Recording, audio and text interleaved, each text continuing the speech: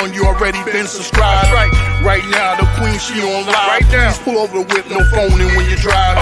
Dope Soul sporting with the talk.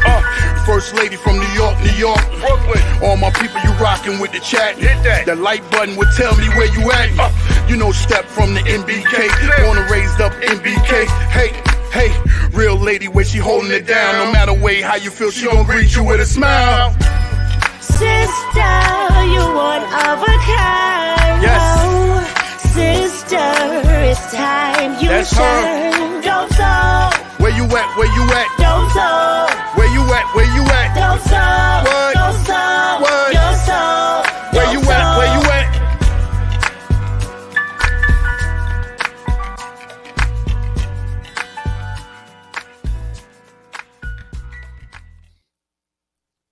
Salute, Knick family. Welcome to the channel, Dope Soul Sports Talk, Dope Soul Knicks Talk, a member of the NBK family. Welcome to the Just Knickin' It Weekly Show. I'm your host, Stephanie, a.k.a. Queen. As always, we got a lot to talk about. We'll preview last week's games, who and what stood out for us. We'll talk about OG Anunoby again and whether or not he actually is a third option, just given what we've seen from him offensively the past few games. I also want to talk about Jerrell Brunson not being named a starter, not being voted in as a starter, and how much of that was due to the Knicks fan. So we'll talk about that, and we'll go over some more trade topics, targets as well. Appreciate everybody rocking with us. And let's bring in, here we go. All right. We got myself, Jerrell, Geoff, Ajay, the crew's all back. Missed you last week, Jerrell, and Ajay. Wasn't here last week, so I missed both of you guys. Yeah, I wasn't here last week either. Yeah, man, it felt like forever too. It felt like I missed a whole month, even though I missed just one show. So salute to everybody, man. Glad to be here. 4 hours is about 2 shows, though. I don't know. Jerrell missed. I missed last week. Jerrell missed last month. What? Like you Only were missed one show. My guy Geoff held it down, though. Salute to Geoff, man. Yeah, He held Jeff, it down. Salute to y'all. We're glad to have y'all back. definitely. Yeah, shout out to Pam Willis who hopped on Yep. with us last God, week. she was And awesome. yes, Pam, if you want to hop on again, just let us know in the chat to drop the link, and I'll drop the link to you. And shout out to Jay Boogie, who also came by. So what's up? What's up? 11-2. That's what's up. That's what's up. 11-2 since OG, right? Right. Yeah. All right. Well, let's talk about the past week. Who and what stood out for you? You know, for me it was OG, but I'll give it to the rest of you. Jerrell, who or what stood out for you? Of course, it's OG. Like he's giving up like defensive player of the year vibes for me now. Like we've been 11-2 since we traded for him. Don't get me wrong. Like RJ and IQ was cool, but I'm glad that we made the trade. I even feel better about the trade. Like OG is going to stay here. Like I see us re-signing him. Seem like he Tibbs guy. Like I don't see any negative in the trade anymore. Like he is here to stay. He's been playing his ass off, and we've been winning. Yeah, Geoff. Well, I'm going to go a little bit of a different direction, and I'm going to start off with an apology to one Precious Achua, because I thought he was just a placeholder when we got him in the deal, and this kid is playing fantastic for us in that second unit. I mean, his rebounding has been really good.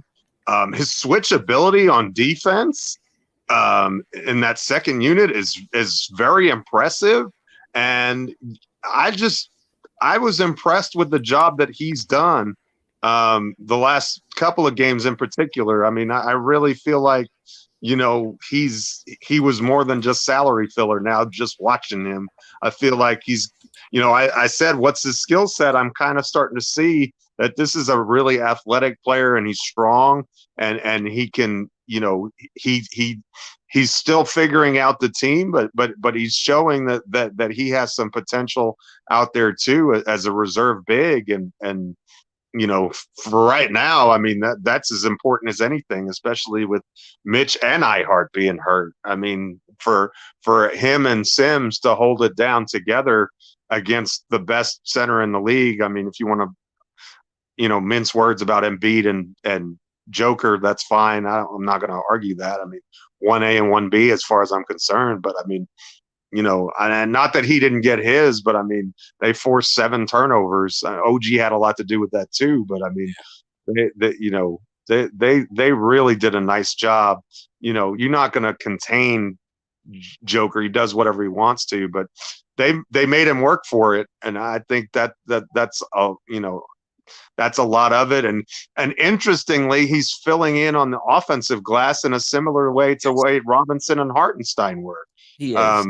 And that's kind of funny to me that he's plugged right in there, because I still think that's important to this team. I mean, I know things are operating a little bit different since the trade, but I think that, and I have noticed, especially with Hartenstein being out, the rebounding margins are not nearly as good for us as they were prior to him, the last couple games. But well, I think he has like 19, 20 boards in the last 2 games. And like, he's only playing like 20 something minutes a game. So, kudos to him for really being a productive bench piece and really, filling in and in a spot where we've really needed him. Yeah. I didn't really count his game against Toronto. Well, I should say, the way he played against Toronto didn't change my opinion of him, because I just felt like, he got up for his old team, as a lot of players in the league do. But then last night, I thought, to your point, Geoff, I thought he played very well. I thought he rebounded the ball well. Somebody said in the chat, we got to talk about his hands, though. Well, he's not going to be everything now. I mean, he's not going to be everything. He a backup big for a reason, but I mean, he's not perfect, but he's playable. Right. Let's put it that way. You're right, and we got some good things. We got some good things from him, and hopefully that we got some good minutes from him, I should say, and hopefully that continues. Now, he's a restricted free agent. Whether they decide to bring him back, like that's going to have to do with the whole whatever the whole center thing.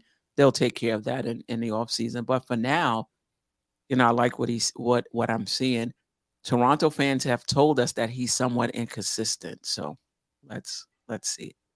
Ajay, who or what stood out for you this past week? Well, shout out to the chat, by the way. What stood out is who or what stood out is the whole team. The chemistry, the role that we're on right now. It's pretty amazing to see how this thing comes together so fast. But I want to chime in on this whole Precious Achiuwa. And we discussed this when they first did the trade. Mm-hmm. And I mentioned that Precious Achiuwa, he's not a scrub. He's somebody that could, because remember, one of the things we complain about as a fan base is that we didn't have a backup 4. Precious Achiuwa could play the 4 or the 5. And Tom Thibodeau has used them to play the 4 or the 5. I don't know if you guys noticed that. Sometimes he come in for Randle. Sometimes he come in with Randle. You know what I'm saying? So he could play both, and he does it pretty efficiently. He doesn't clog the lane. He's still getting used to the system, to the offense, right? So a couple of times he's out of place, but he's putting in the effort. He's rebounding. He's passing the ball. He's like Clyde mentioned, sometime, when you grab a rebound, you got to look for the basket, because he's right under the basket. You don't have to spray it out. A lot of times they do that. And he's not the only one that does that. But they need to, go take it right back up. All right? But overall, I think the team, we starting to see the chemistry come together. Hopefully, it continues to build up and it continues to get better. What's another thing that stood out to me the past week is the bench hasn't been terrible like we thought it would be, or like we expected it to be. They've actually been coming through the past 3 games or so. You know what I'm saying? So, because I know I think the last show we talked about, how do you beef up the bench? Yeah, we still feel like you need to do that, but it's not terrible. You know what I'm saying? You know, it's like it's not as terrible as it thought it was last week when we had the show, or 2 weeks ago when we had. I want to say 2 weeks ago. I wasn't here. Neither was Jerrell last week, but I wasn't here last week. You need to throw that in there. Right, but you were on Queen's Court, so maybe that's what you. I was on the Queen's Court. That's what I'm referring referring to. Yes. But So what's changing your mind, Ajay? Is it just these past 2 games, because the bench looked really good against Denver? well, it's not changing my mind. It's like, okay, let's look at them. Let's see what they do the next few games. You know what I'm saying? Because you're hoping, and I mean, history tells you it will get better because they will play more and more together, and chemistry will build up. Hopefully it follows that path that they do get better. You know, Deuce McBride, like yesterday, he shot pretty well. You know, and every now and then you get a game from Deuce where he's like amazing from the 3-point line. You know what I'm saying? So hopefully, the point is, you know, he's not under the playoff pressure, so you don't know what it's gonna be like in the playoffs. You know, looking a little bit further ahead, but it looks like it's coming together. You know, so it's not. I know we want to beef up we want a good backup point guard, or we want to improve at the 2, but if they don't, I feel like it's not a terrible situation like I was feeling like 2 weeks ago when we lost Emmanuel quickly. You know what I'm saying? So I feel like, oh, we might be able to get by with what we have, kind of, you know? Yeah. So I'm not buying it though. Yeah, I know, but I'm not buying it, and I think, but I agree with you. Yeah. I feel encouraged by the bench as well. They played very well last night, and you know, for me personally, my preference would be for either Julius Randle or Jalen Brunson to be in the game at all times.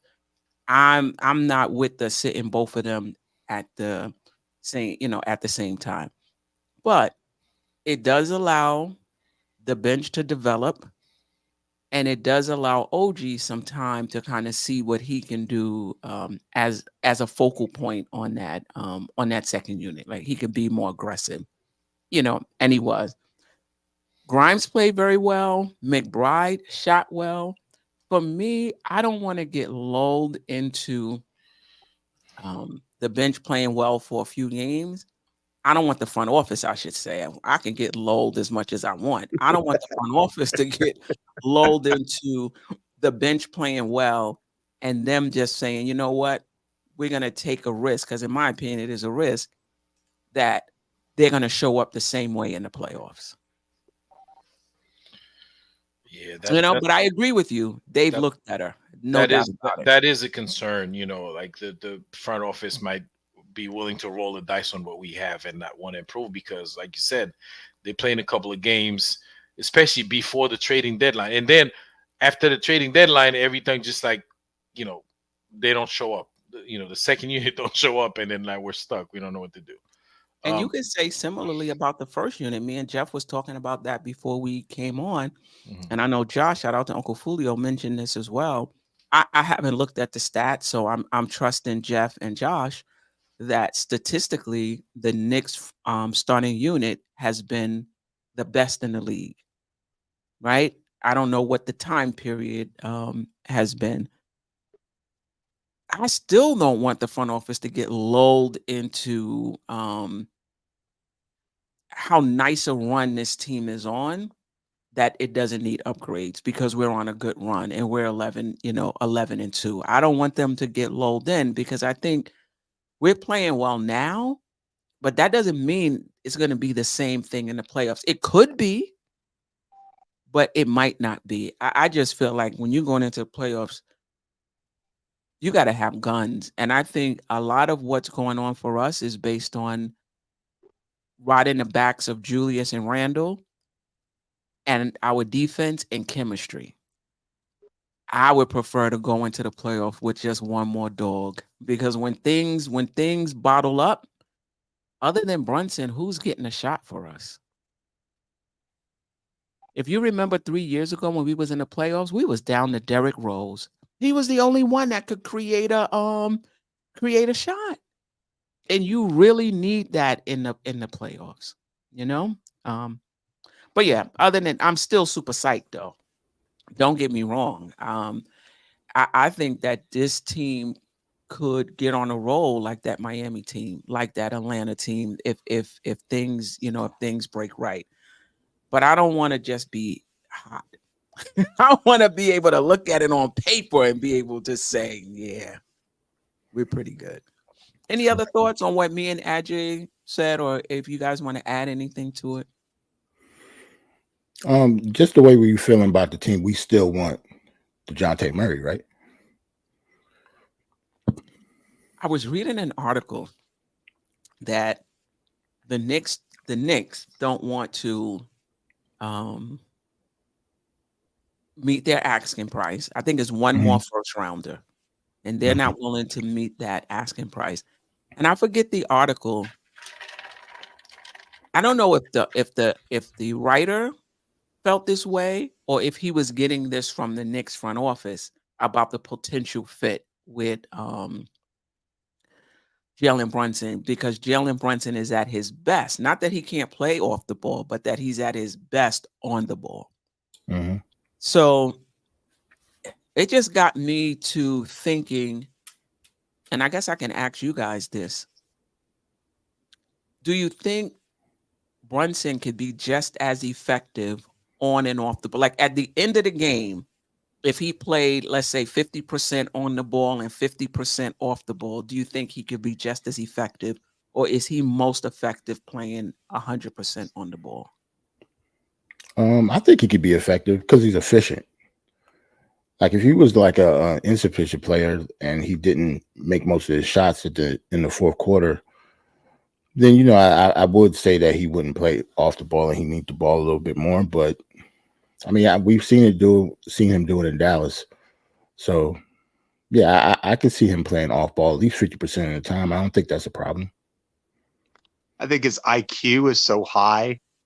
I think, and he just has that winning mentality even from his collegiate days, and so I think his mentality is, whatever it takes, whatever I need to do so that the team wins, and if that means I need to dominate the ball and take it to the cup every time, then that's what I'm going to do. If that means I need to spot up in the corner and be ready to shoot the three, then that's what I'm going to do. And so if that means I need to be a facilitator and get these other guys rolling and moving, then that's what I'm going to do. I just kind of feel like whatever you need him to do, he's capable of, and he's got the IQ where, okay, this is how I can best serve my team right now. So that's the role that I'm going to play. Yeah. I called him an amoeba the last show. Right. He can be just as effective no matter what. Your thoughts, Ajay? Do you think, you don't want to take the risk of bringing in somebody that's going to take the ball out of his hands? Or do you feel like on or off the ball, he could be equally as effective? Well, I don't have to feel that way. We just have to watch. When we watch the games, that's actually happened in the games where he doesn't bring up the ball. Because we've had, I mean, you look at the games, right? You watch the games in the past, I want to say 4 or 5 games. Jalen Brunson's on the floor. He doesn't bring up the ball.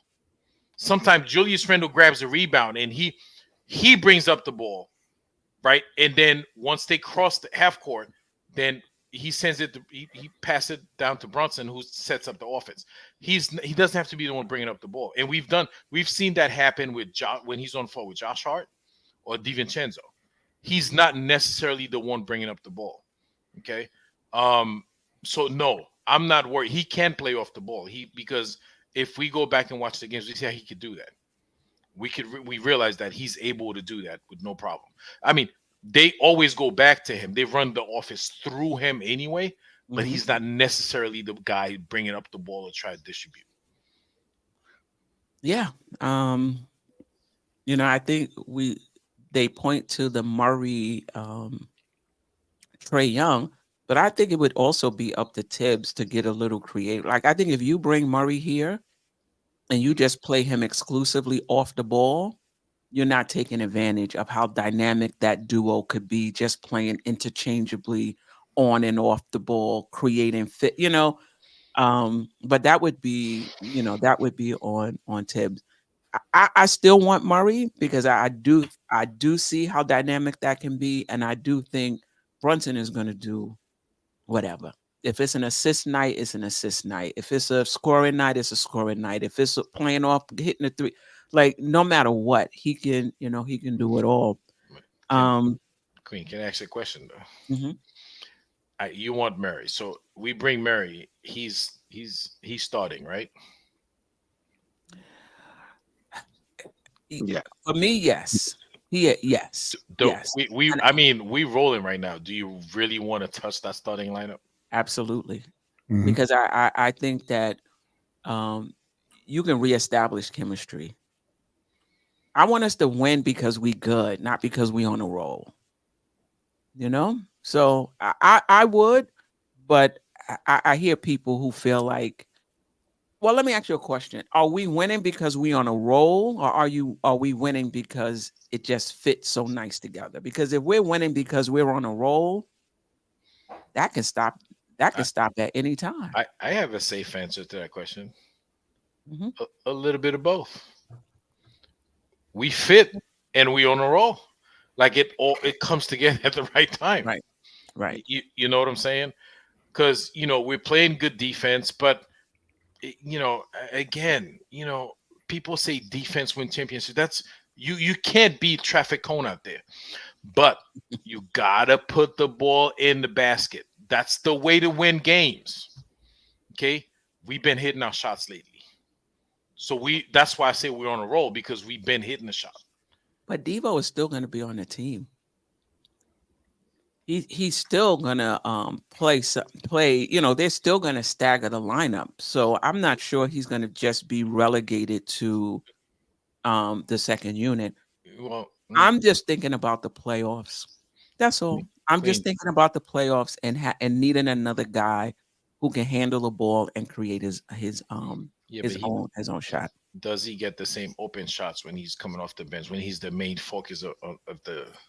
I don't think he'll ever be the main focus of the offense. Set off the bench. Okay. I don't think he'll ever be. But I think that's a fair point. It's a fair point. You giving up a little bit of chemistry, at least initially, because they're playing. As a matter of fact, he might not even start immediately. Tib, we're on such a roll, he may not want to mess with it, though he put OG in there right away. We wasn't on a roll though. We weren't on a roll. We were struggling when yeah. Yeah, he may not want to mess with it, and but I just don't think for the long term you bring Murray in to come off the bench. I agree with you. If Murray's coming here, he's coming here to start. There's no question about that in my mind. You don't trade for first of all, how does that look? You acquire this player, you're giving up like Grimes and draft capital, and then you're saying you're not gonna play over Dante DiVincenzo? Like I don't. That doesn't make a lot of sense to me. I mean, I don't think they're bringing in Murray. By the way, I would say that the odds of us getting Murray are less than, I would say 1 in 10 at best, and I think that may be overestimating. I think that the Murray ship has sailed. I don't think we want to because of price. I think it's I think it's a little bit of both, but it's mostly price, and I think that probably LA is probably willing to give up more than we are to make that happen. Which I mean, you never can tell what this front office is going to do, but the Quickly deal was the first one where they were really willing to put some major chips in the center of the table, and obviously it was the right choice. I mean, and Anunoby fits seamlessly. I mean, he's exactly what this team needs. I mean, I've never heard of a player coming to a team and you go from the absolute worst defense in the league in the month of December to the absolute best defense in the league in the month of January. I mean, if that doesn't say defensive player of the year, I don't know what does. I mean, this guy has been absolutely incredible. And I think it's helped the offense in a lot of ways too. I mean, I know our offensive rating has gone down, but that's because other people. Our offensive rating has actually improved, but it hasn't in relation to other teams that were ahead of us. So we've actually slipped in the offensive rating rankings, but our offensive rating is actually, at least last I checked, was slightly better than it was prior to the trade. Yeah, we're 7 in offensive rating, 7 in defensive rating, and 5th in net rating. When I checked today. Wow. That's for the whole season, or since That's for the whole season. But since OG has been here, do you know the numbers for that? I think since OG's been here, the offense has been a little worse. Our offensive rating, I think, may have been a little worse, but I could check that. Okay. Because defensively, Donald, I think I'm sorry, I didn't mean to cut you off, but defensively, we're number 1 with him, right? I think 1 or 2. Okay. Yeah. Donald DiMaselli, this trade talk just bothers me. Listen, Donald DiMaselli, first of all, shout out to you for rocking us on a Friday night. We appreciate you.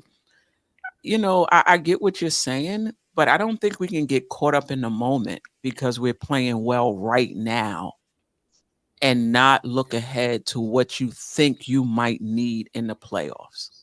That's all we're doing. We're on a good roll right now. We're 11-2. But teams have stretches like this, you know, when they go 11-2, you can't get sucked in because you're playing right now to think, oh, this team is set. This is a championship contending team right now. We don't need to make any.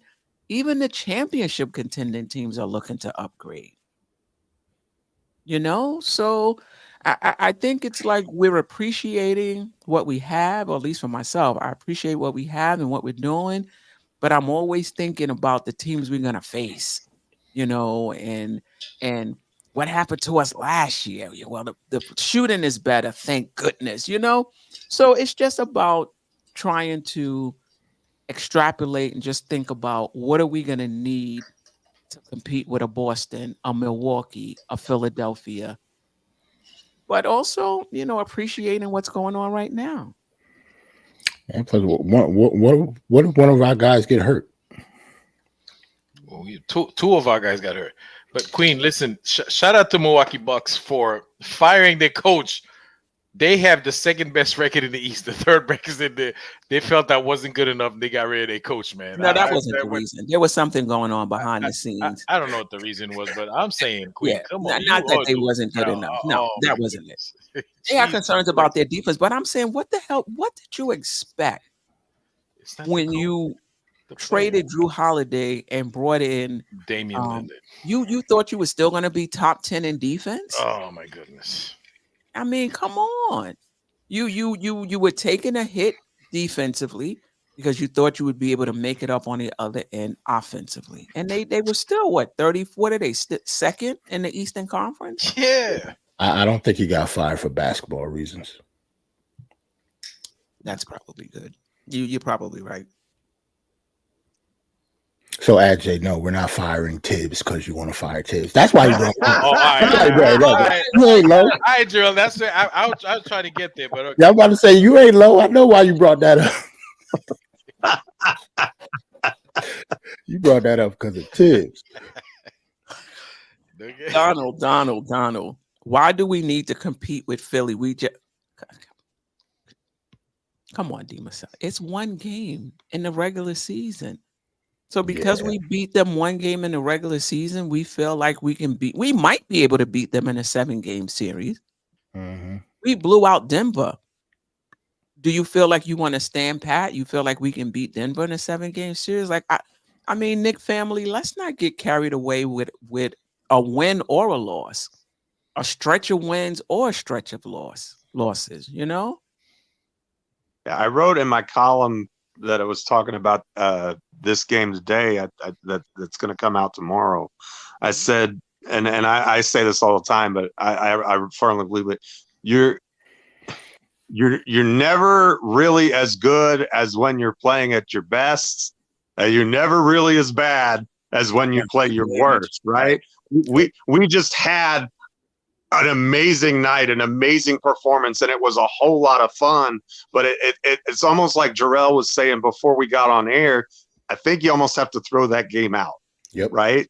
It's not that it wasn't a good performance. It still counts toward the record. We're 28-17. It's good, but you can't use that as the baseline, right?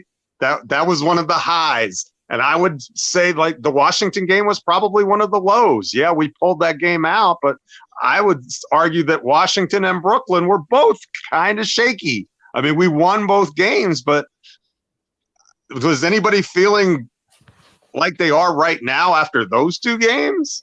I don't think so. At least the discourse that I read was a lot different. It was like, we need to make a trade now, right? And so, right, we're at January 26th, right? So there's roughly 2 weeks between now and the trade deadline, right? That February 8th, I think, is the trade deadline. So, if the bench can continue to tread water and give us a lift, especially with Hartenstein's health being a question, until we can get more reinforcements in here, that's great. But look, you should always be looking to improve your team, even if you do feel like everything's going well, because you never know when you may look at that team now and say, yeah, we've got the weapons. Well, what happens if Boston makes a trade that adds one more piece that puts them over the top, and you had just decided to stand pat? Then you might fall back, right? So you always need to be looking to improve your team, because you never know what's out there. And I really do feel like that they're,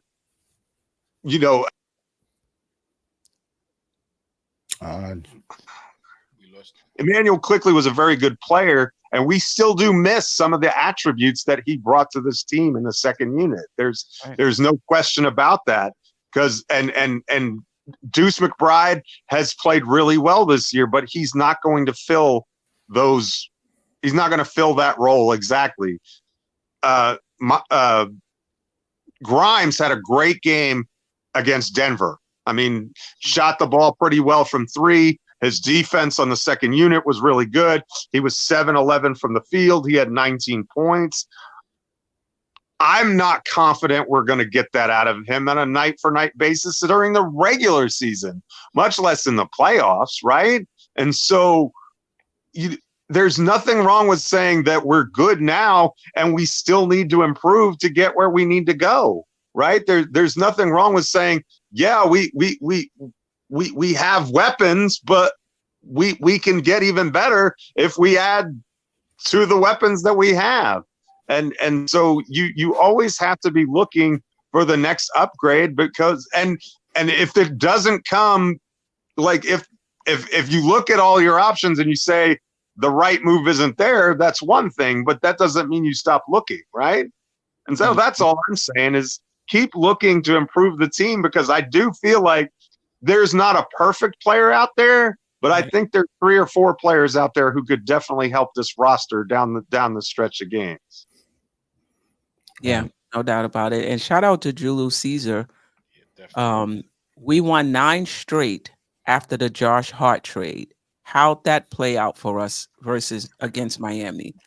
No, we don't need to stand pat. A stretch in the regular season doesn't translate to playoff success. Yeah, I think that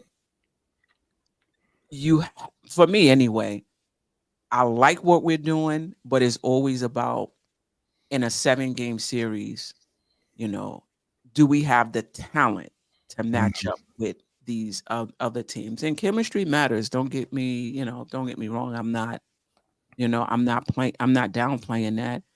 And to Jeff's point, I think he said it earlier in the show, our shooting is so much better. Like Miami can't use the same strategy they used in the playoffs last year against us now.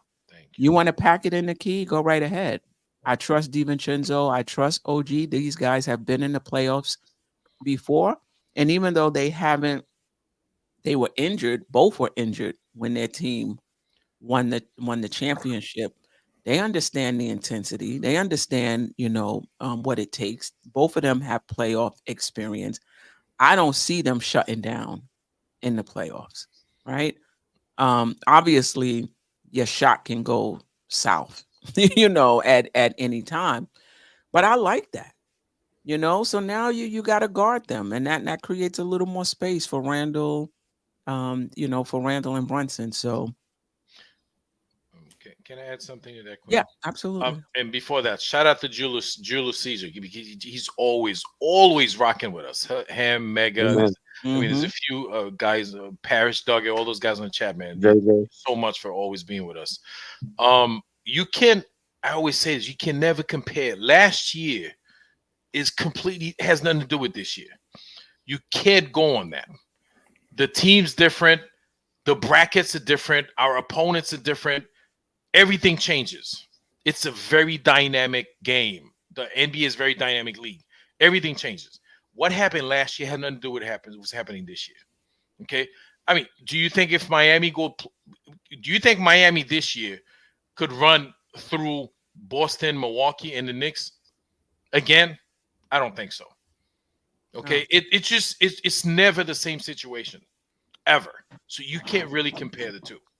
So what happened last year? Yeah, it happened, but you might as well throw that in the garbage because this year it's a completely different ball game. It has nothing to do with it. It's you hit the reset button, brand new game. All right. So yeah, I agree with you. We don't have to stand pat. We should always try to improve the team. But if we stay pat, that doesn't mean we're going to lose to Miami because we lost to them last year. No, it doesn't. It doesn't mean that at all. No, it doesn't mean it at all. I mean, listen, the Knicks are going to do their due diligence. The sense I'm getting, and they don't talk to the media, so we don't really know, is they want to maintain their flexibility from the multiple articles I've read for the offseason. They don't. Queen, I'm sorry, Queen. They don't talk to the media, but they watch this show because they listen to us. They do what we tell them to do. By the way, they shut Sims down after Jerrell went on his. Jerrell.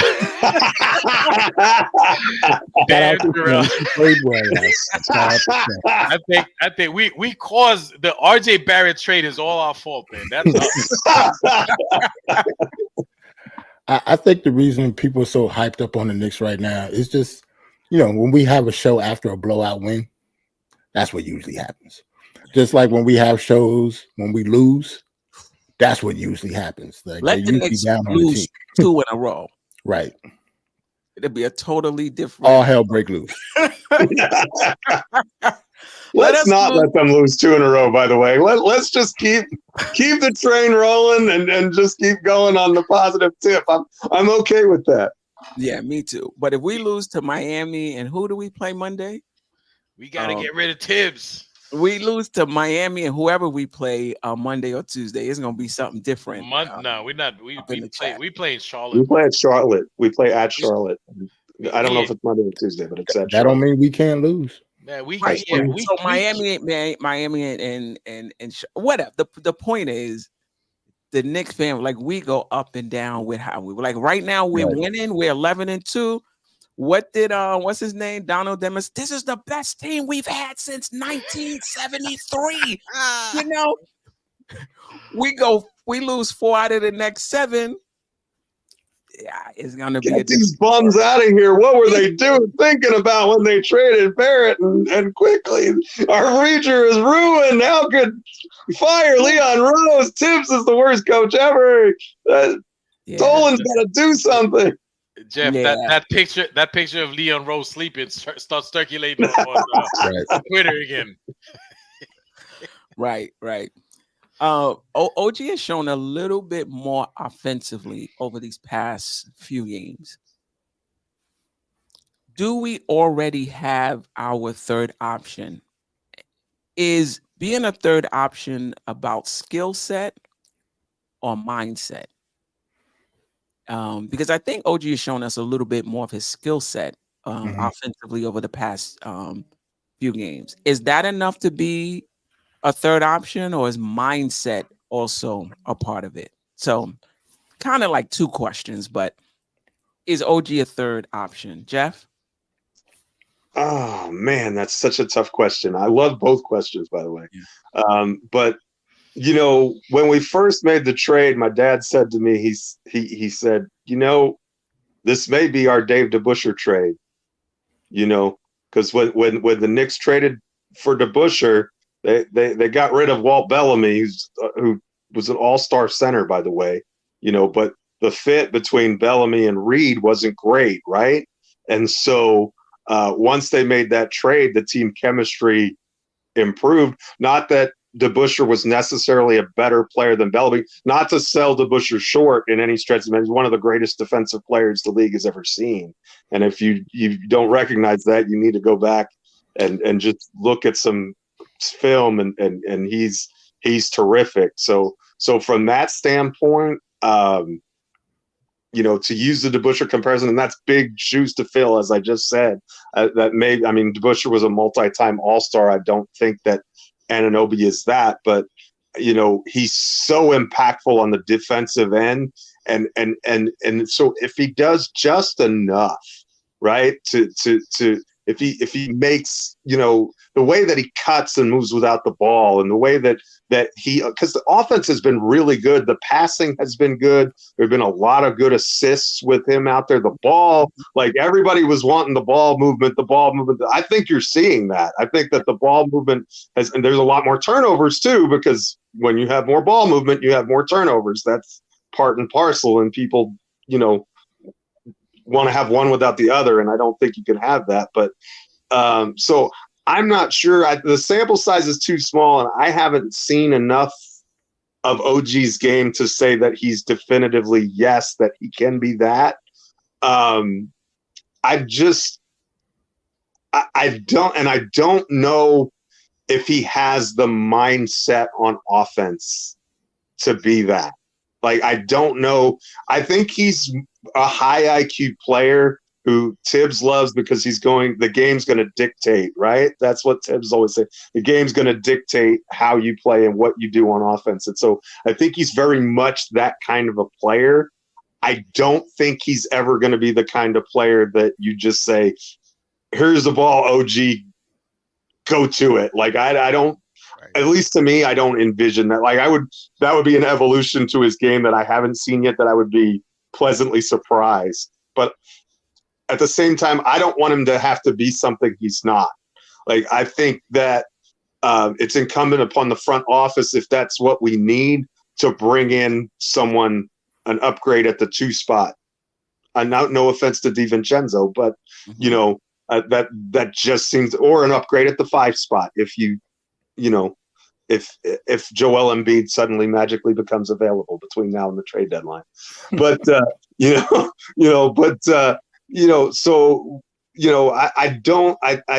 I think he's got some skill set on offense. He can do a lot of different things, but I don't think that he necessarily has the mindset that you're talking about. So from that standpoint, I'm not sure that he can be the third option. But just if you're talking about with his defensive impact and how he's transformed how this team can play, and also to the point where I actually think a Donovan Mitchell trade is possible now. I actually, and I've said this before, I think that with him at the 3, because he's so good defensively, you could actually get away with having a small backcourt like that with 2 really powerful shot creators like that, and have it work. I don't know why, but lately I've just kind of been thinking about it, and I kind of think that it's possible, and maybe I'm wrong about that, but I just kind of think that might be possible. I don't know if that deal is possible, but I kind of think that roster construction with everything that he brings to the table, it certainly suddenly becomes a possibility in my mind that I wouldn't have necessarily before I was against the Mitchell trade, not because of his talent, but just because with those 2 and RJ and everything else that we had, I just didn't see a combination that really fit defensively where we could even be adequate to make up for it just by outscoring the other team. But Anunoby's so good on that end of the floor, and that you just kind of have to wonder, what would that look like? Yeah. Ajay? I'll pass. Okay. Jerrell? Is OG a third option? Absolutely not. Not at this point. I think it's way this sample This is size the is way. new Jerrell. Just Hey, like, it is what it is, man. I get these bars off. I missed a week, Steph. So no, I don't think he's a third option. At least not yet. He hasn't shown enough throughout his career. Even when he was in college, he hasn't been that type of offensive-minded player. So even though he had a wonderful game last night, I can't just go by last night. Like Geoff was saying before we started, I was telling him that I would probably throw that game away just because it was our best game. I genuinely think that about pretty much all sports. I always throw away the best game and the worst game. You're usually somewhere in the middle. So I don't think he's going to play like that all the time, like he played against Denver last night. But I just don't think he has the mentality for it. At least not yet. I don't know. That can change, obviously, but usually mentalities don't change when it comes to people in general, not just athletes. So professional athletes are just like people. Like if they weren't a scorer the whole time they was in the league, I'd be hard pressed to believe that he's just going to all of a sudden be like a 20-point scorer. yeah. Consistently. I just don't see that for him yet. And that's part of the reason why we keep saying that we want somebody like Murray or, Spider, somebody like that, because they can either be the first, second, or the third option. The best road for OG is the road that he's in now. Be in the corner when your numbers call, do what you got to do. That's it. Be the best defensive player on the floor for us. And that's it. We can ask him to do that, but who's to say that if we did ask him to be our third scorer consistently, that his defense doesn't drop? I would rather him stay the way he is now, and we just take whatever we get that way. He sure looked good yesterday playing both sides. Queen, But you're right. Game after game is a different story. But his motor and Hartenstein's motor, like those guys' motors are just different. Yeah, it's just it's just different. And OG, even if he's in the vicinity, he's guarding his man. He just throw his arm out there and try to see if he near the ball, if he could get a swipe. Right. And his instincts, like that steal, I forgot who it was. It's like they just threw it right to him because his instinct, like he's just so quick. Yeah, he's when I'm watching him, I get almost emotional. I'm like, wow, he's amazing. He's amazing. And he's picking off like good passers. Like he's picking off the Joker and Murray. Like those are good passers. Like Denver is a good team. And we haven't mentioned that, it was a long road, long road trip for Denver, even though there's no excuses. They still got their ass whooped. Right.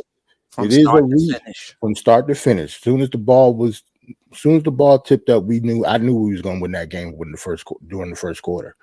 Like I could tell Denver was not trying to play last night. Like not saying if they, we couldn't beat them anyway, because we seem to have Denver's number, period. Yeah. Because then we beat them twice last year, I believe. Yeah, we beat them twice last year and we beat them this time. So I think we just have their number in general. But, there's no excuses for them. But I don't know. I just don't see OG as a third option right now. But he might get there, or we should get somebody else. Queen, hopefully we can revisit this question in a couple of weeks or even after the All-Star break. I'll have a better assessment. I can't tell right now. That's why I passed. But Queen, before we move on to the next, man, listen, chat. I already know what's coming. Get them 183 people watching, 77, only 77 likes. I mean, there's a lot of people holding back, man. Why you holding back, man? Gio, hit that thumbs up, man. Let's get this thing going, man. We're gonna be here for another couple of hours. Right. Yes. So Friday night special, man. Let's get come on, Saturday morning special. Yeah. Hit that little thumbs up, man. Give us that much, man. Let the algorithm pick it up and right. So the Dope Soul Sports Talk can be recommended. Somebody type in the Knicks or you're looking for content. Right. Stuff like Absolutely. Absolutely. We're gonna open the phone lines up as well. Go ahead, Jerrell. I was just gonna say we can't just be putting up like Denver Nuggets numbers in the chat. For like, real. y'all gotta get the lights. Man, yo, Jerrell, Like, y'all ain't on no road trip. man, Get listen, the light Jerrell, button. Jerrell, I lost all kind of money yesterday, man. Them Denver Nuggets didn't show up at all, man. Like I hit everything on the Knicks. The Denver Nuggets, everybody came short. Everybody came up short, man. I was like, oh my god, you can't. Yeah, man, gotta get them prize picks right. Yeah, man. Shout out to Paris Duggar. We need to worry about Randle's mentality if he's not chosen to be an all-star. Randle is the key, not another player. If he's locked in, we're good now. No, we're not. Uh, I mean, listen, we do need Randle to be locked in. Don't get me wrong. Mhm. We need Randle and we need the entire team to be locked in. But I just don't understand. Like, do you look at the other team? Like, when I see Tatum and Brown, like, talent matters. And I'm not saying we can't beat them. That's not what I'm saying. I'm just saying talent matters. So you got Tatum and Brown, then you have Drew, then you got KP. And you're gonna look at our roster and say we don't need any upgrades because we're 11-2 with OG. Like, I don't get it. I don't get it. don't forget Derek White. Right. I mean, this season, man. So I watched some of those games, man. That kid is automatic. Sometimes I'm like, what the? How San Antonio let that guy go? Yeah. Well, let me ask you guys this, and let me ask the chat this. Can you at once appreciate what a team is doing right now and still want an upgrade? Or if you want to upgrade, does that automatically mean you don't appreciate what's happening right now? And I want the chat to answer that. We already know. Yeah, you gotta be able to do both, man. Yeah. I want the chat to answer that. Can you appreciate what's going on right now and still want an upgrade? Yes or no? I can see why people like. I don't know. It seems like a lot of people just don't like change. Like, no matter any time, even before we did the OG trade, a lot of people didn't want to trade RJ and IQ. Didn't matter who we got back. Like, some people just don't like change in general. I think most of the people on this panel just not like that, though. Jerrell, and it's kind of sad because when we traded RJ Barrett, some people who used to be on the show, like, I don't see them no more, man. Shout out to them. Y'all need to come back, man. Are you like prime examples? Our community, our children. Are you RJ Barrett fan or are you Knicks fan? You know what I'm saying? So where are you at? And RJ said, "Okay, RJ, okay, come on back." Okay. Let's root for the Knicks, man. RJ up there in Toronto, Canada, man. Forget, he gone. Forget about him. We are the upgrades coming from who is available. Where are the upgrades coming from? Who is available? Oh, he's saying where are the upgrades coming from? Yeah, that's available. Well, numerous times we've talked about the people that's available in trade talks and stuff like that. Murray, Spider, Brogdon, Clarkston. Who else? Tyus Jones. Herb Jones seemed like he might shake loose from the Pelicans. I'm not saying that we, will be in talks with them to get him, but if we did, I wouldn't be shocked because he seemed like he's a type of Tibbs player too, and depending on what the price tag is, we can get him because he's young on a cheap contract. So you never know. Like, the upgrades are out there. We just gotta, pull the trigger. Whether are we gonna pull the trigger though with this front office? We don't know. Right. No idea. Drew, why mess with something that's working? Because it's working now. Doesn't mean it's gonna work forever. Josh, do I think the Knicks? No, I don't think the Knicks are overrated. All right. Anything else? Real quick, Sherwin just said, let me put this up. Hold on. He said if Dante goes back to the bench, we would not need a backup point. That's the reason why we would want somebody like Murray. So Dante could go to the bench. We wouldn't need to get a bench player. Well, so like, just if we got Brogdon, Dante DiVincenzo will stay in the starting lineup and we'll have a backup point. Like it's either or. Like Dante DiVincenzo is still going to be like I don't know. He still has a future with the team. He's not one of the people that we would give up regardless. So he's either going to be in the starting lineup or he's going to log all of his minutes off the bench. But he's still going to average about 25 minutes a game to me, regardless. He'll still run with that first unit. If the Knicks get a starter, it doesn't look like the Knicks are. All right, that's true too. It looks like the Knicks are just looking to do the bench for now because they want to maintain their flexibility for the summer. Shout out to Walter White. Appreciate the super chat. Appreciate you rocking with us. Yes, but we as fans think we know what we need more than the actual people who get millions of dollars to know. And we don't even know their plan or mindset. We don't. It's just what we're hearing, what people are writing, and we don't even know where they're getting their information from. Right. We need therapy for years of trauma. Listen, that's how, shout out to Tony Crow, that's how Knicks and Bruises came about. Yep. When Tony Crow first started Knicks and Bruises, it was just fans one-on-one with Tony Crow talking about their New York Knicks PTSD. Right. And it was fan after fan talking about McDice coming and playing, I don't know, 3 minutes and blowing out his knee or whatever it was. So talking about these different things. So yeah, you're right. I think if we lose in the first round, Tony might have to bring that part of Knicks and Bruises back. Right.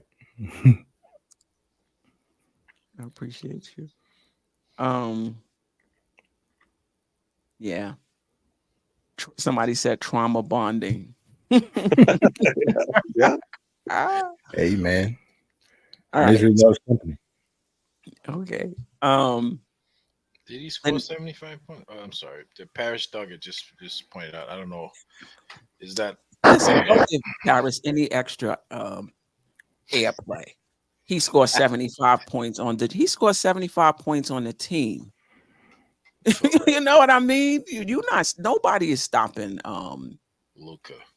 Luka. Relax yourself. All right. Queen, we gonna talk about the All-Star stuff later. Yes, we're gonna talk about the All-Stars. Yeah, let's get into that now. Let's get into that now.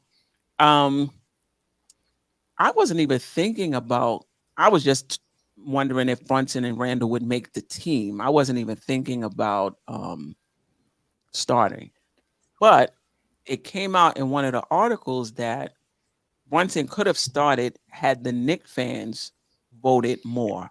So apparently he was number 2 in media voting. I'm not sure. Did anyone I was looking for where he ranked in player voting. I know he wasn't number 2 in player voting, but because in fan voting he was so low, the media votes and the player votes just wasn't enough to push him to starter status. Your thoughts on that, or are you just okay with the fact that he might be a reserve? I think he should have started, and I think Knicks fans kind of let him down a little bit. And we talked about how big our fan base is. Not saying that they're the sole reason he's not starting, but I don't know. Like, our fan base is big enough to run the numbers up, whether we thought he was a starter or not. That's my thing. So, yeah, we kind of let him down a little bit, and he should have a little chip on his shoulder because Dame is Dame, don't get me wrong. So if he's getting snubbed for Damian Lillard, so it's not like he's getting snubbed for somebody that's not a Hall of Famer already. But their numbers are pretty much comparable. So Dame got the nod because he's more of a household name, obviously, to the country. So, but for us as Knicks fans, I like, even if his numbers was less than Damian Lillard, it seemed like the fan vote should be the last thing that should be a concern for us. Like, our fan base is too big for that, especially with the Knicks fans that be, all the talking that we see. Like, vote for your guy in. It's weird. So I have a couple of things to say about this. So I don't mind that he wasn't voted in by the fan, but he's gonna be on the All-Star teams. on the All-Star team? We hope, but yeah. No, he will be, because he was right up there with Dame. When you aggregate, you work the formula, they have the same amount of points. So, but it's the reserves is about the coaches now, right? So to me, it's more important that the coaches and players pick you, because those are the people who know the game, not the fans who don't know the game. So if the people who know the game, who live and breathe basketball, select you, to me that means more than your popularity with the fan base, right? That's more important. Keep in mind, the fans is just 50%. 25% Right. was the media and 25% were the players. So it's fair to say that out of media, players, and fans are less knowledgeable. Yes. We go by popularity. The media, hopefully, the media is supposed to know more than the fan. And the coaches and players obviously know more than the fan. So to me, it's more of it's better to be picked by those people than by the fans, because the fans, they go by the name recognition. Okay. My problem, and it's still the same all-star talk, but I'm throwing in the Candace Parker stuff that's been going around, right? Candace Parker, she's entitled to her opinion. She's an accomplished player, very successful, very smart person. She is entitled to her opinion. My problem is that she is clueless when it comes to this. And it's okay to be clueless. But the problem is she has a vote. She can't be clueless with a vote. That's what I'm saying. She gotta be informed. That's the problem. She has a vote, but she's not informed. She obviously don't know. But she had a vote. That's my problem. I don't care. You entitled to not know. You're entitled to be clueless. You're entitled to whatever you want. But you have a vote. It's your responsibility to do a little research and find out what it is you're voting. That's my problem with her statement, with what she said with the whole All-Star thing. Yeah, but you know what? She didn't even have to say anything. Like, you could just say you voted for Donovan Mitchell for whatever reasons you voted for Donovan Mitchell. You don't have because you like him, because you like his face. Give a reason exactly for why you voted for him over Brunson. You could. I voted for Donovan Mitchell. Period. You know what I mean? Yeah. So, and that works into the whole fan thing, Queen, because that's a media person who millions of people watch TNT and they hear her say that, and they'll vote for Donovan Mitchell instead of Jalen Brunson. People like that, like her, they influence those votes. That's why, casual fans who don't watch the games, they go by what she's saying or what Kenny Smith is saying. Kenny Smith, hater, super hater. Well, he's a fake Knicks fan. Him and Stephen A. All right. So they go by what these people are saying because they don't know. These people don't watch the games. They just go and click based on what they hear. All right. Right. And it's kind of corny that that's the way they build it up. But the NBA's got to look at it, man. You can't allow people like this to not only have a vote, but also influence people to vote for, or against or not for people who are actually putting up numbers, who actually playing great games. Ajay, do you think she has more influence over people than Knick fans themselves? Because I feel like regardless of what Candace Parker said, we have enough Knick fans that could have, pushed Brunson into at least number 4. And because look what happened with Trae Young. He was number 2. But the coaches, the players and the media voting, he wasn't a starter. So I think the fan base is big enough, despite what Candace Parker said, to had still supported him more. Could be. I mean, we have, the Knicks do have a huge fan base, but then when you compare it against the rest of the country, don't worry. Don't listen. We have a huge fan base, but we also have a huge hater base. There's all for all the fans that we have. I guarantee it's like 5 people who hate the Knicks for that one person that loved the Knicks. You know, there are people who just want to see the Knicks fail as much as, you know, fans who want to see the Knicks succeed. I will say this about Knicks fans, at least the ones that I've encountered in the chat. There's other fan bases, like I'm just gonna vote for the player on my team. I know we only got 7 wins, but Yep. I'm gonna vote because he's on my team and he's my guy. Not Knicks fans. Nope. Knicks fans are not going to vote for you just because you play for the Knicks. They're going to be like, oh, no, so and so is playing better. All right, I'm going to give that person, Knicks fans are just different in that respect. Chicago with Derrick Rose, I mean, I would have to go back and see. Probably during his injured years, he probably was still getting getting votes because he was a Knick. He was still getting votes like crazy from Chicago, not from Knick fans, from Chicago fans. Right. Yeah. And I think you had asked the question earlier. I think that the players voted Tyrese Maxey over Jalen. Yes, they did. He was 2. He was number 2. You're right. So. And not that Maxey's undeserved. Maxey's a terrific player. He's having a terrific year, but I just have a hard time. If anybody's seen what Jalen Brunson is doing, like if the people who aren't voting for him have not watched the Knicks, because what Brunson does at his size with his skill set is incredible. To me, he's an MVP candidate. And that's maybe I'm just a homer, but to me, he is a legitimate MVP candidate. Like if I honestly believe that if he's not healthy, like if he's not healthy, I think this is a lottery team. I honestly do. That's how important he is. So if you're talking about the MVP award being the best player, then no, it's not Jalen Brunson. Jalen Brunson is not the best player in the league. There's no question about that. But if you're talking about his value to his team and not being able to live without him, he's way up there. I mean, he's as vital to us as Embiid is to the Sixers, as Jokic is to the Nuggets, as Tatum is to the Celtics. I mean, whoever you want to say, he is the straw that stirs this drink, and he is a legitimate 1A player in my opinion. And I don't like, you don't play as efficiently as he does.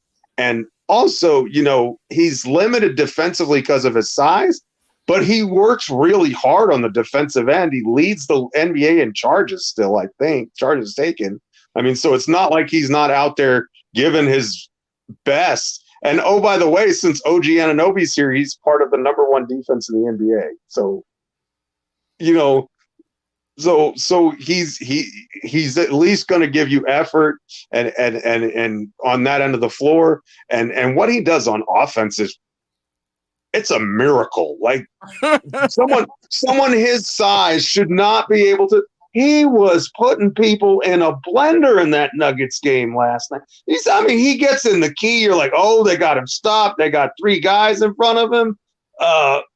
And all of a sudden, he spins this way. He's footwork. He does a little deke. He does a little dive. He's got the floater in your eye, and you're just like, what just happened here? And he does that all the time.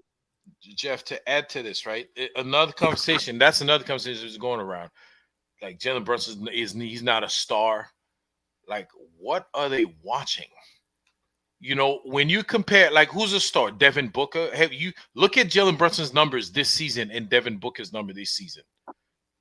Okay, look at his number and like I don't know, Luke, Kevin Durant or Trae Young or Kyrie Irving, those guys that they think are superstars. Jalen Brunson, he's putting up some crazy numbers. He's putting up better numbers than those guys.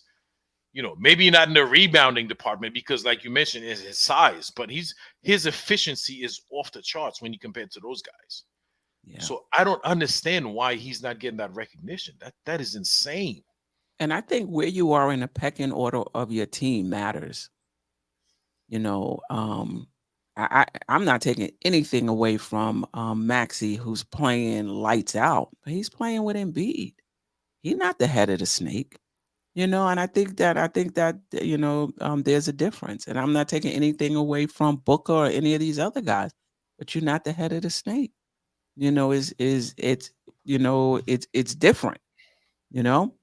Shout out to Paris Duggan. Knick fan base is older. They don't do web votes. You know, that may be a factor. You are You're mute. muted. I actually think that's a huge factor. Most of our fans are old because we haven't won in a very long time. So we don't have the same type of young fan base like the Golden State Warriors. A lot of us is old. We just don't want to admit it. Like we have a very, very old fan base. Right.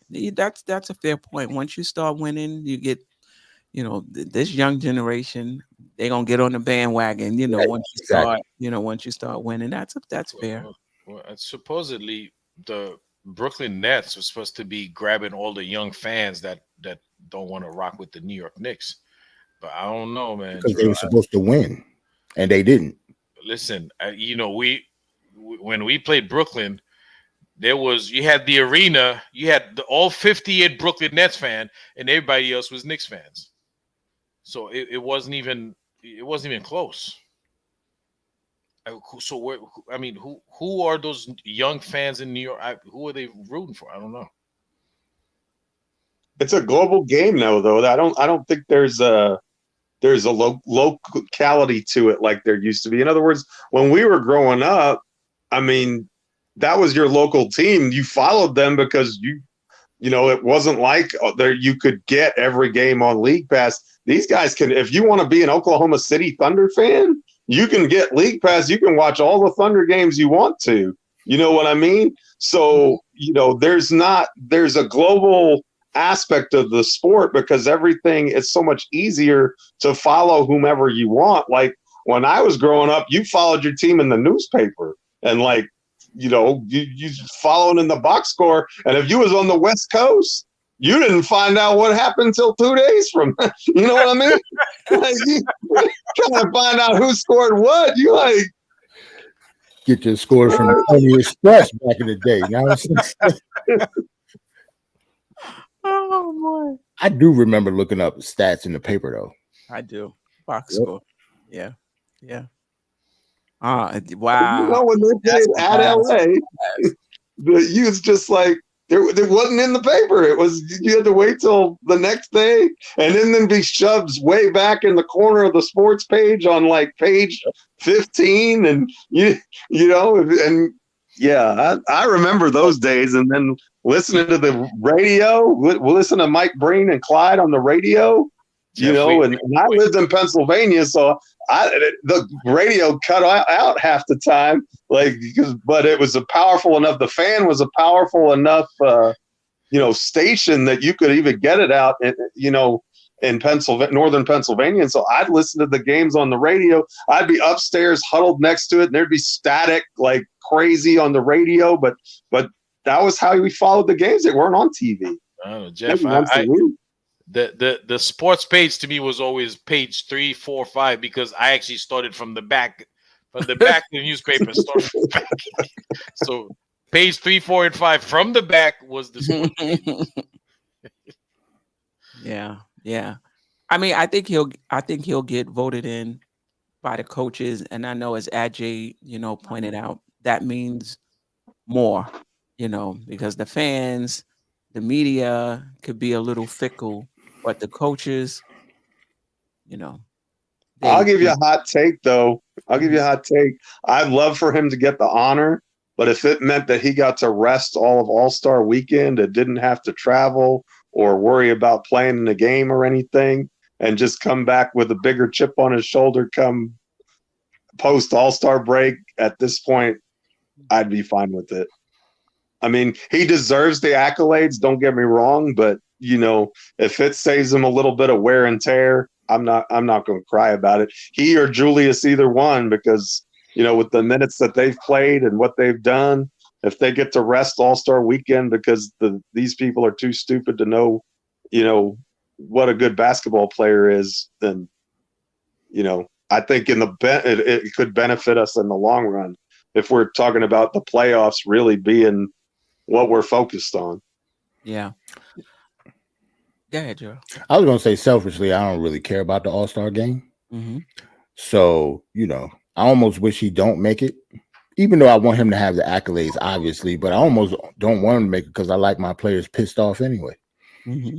Just like what Geoff said, like the chip on his shoulder, if he does not make the All-Star team, please watch out. Jalen Brunson might mess around and score 50 points the next game after the All-Star break with the type of player that he is, or person that he is, I should say.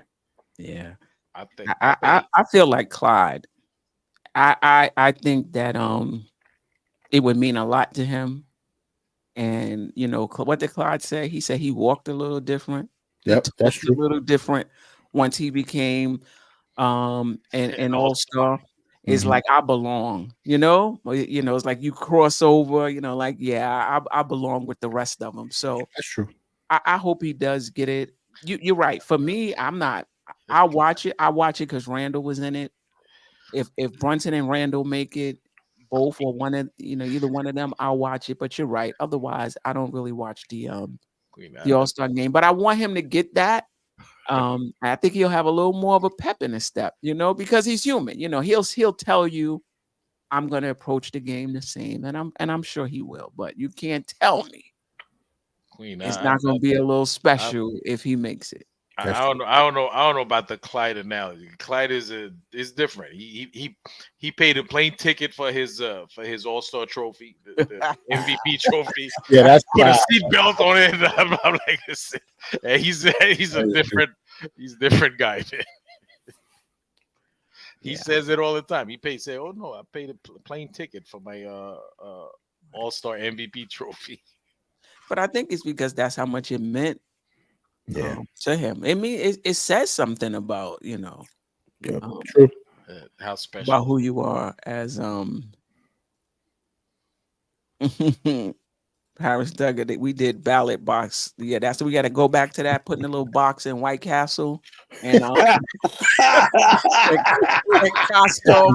Yo, we old as hell up here. You gotta fill in a little bubble like you taking a test. Yep. Yeah, that's right. You bet. Yep. Fill in the Scantron. Oh boy. You can't vote if you don't got a pencil. Remember that? Right. Yeah. Man. If you don't have a pencil, you can't vote.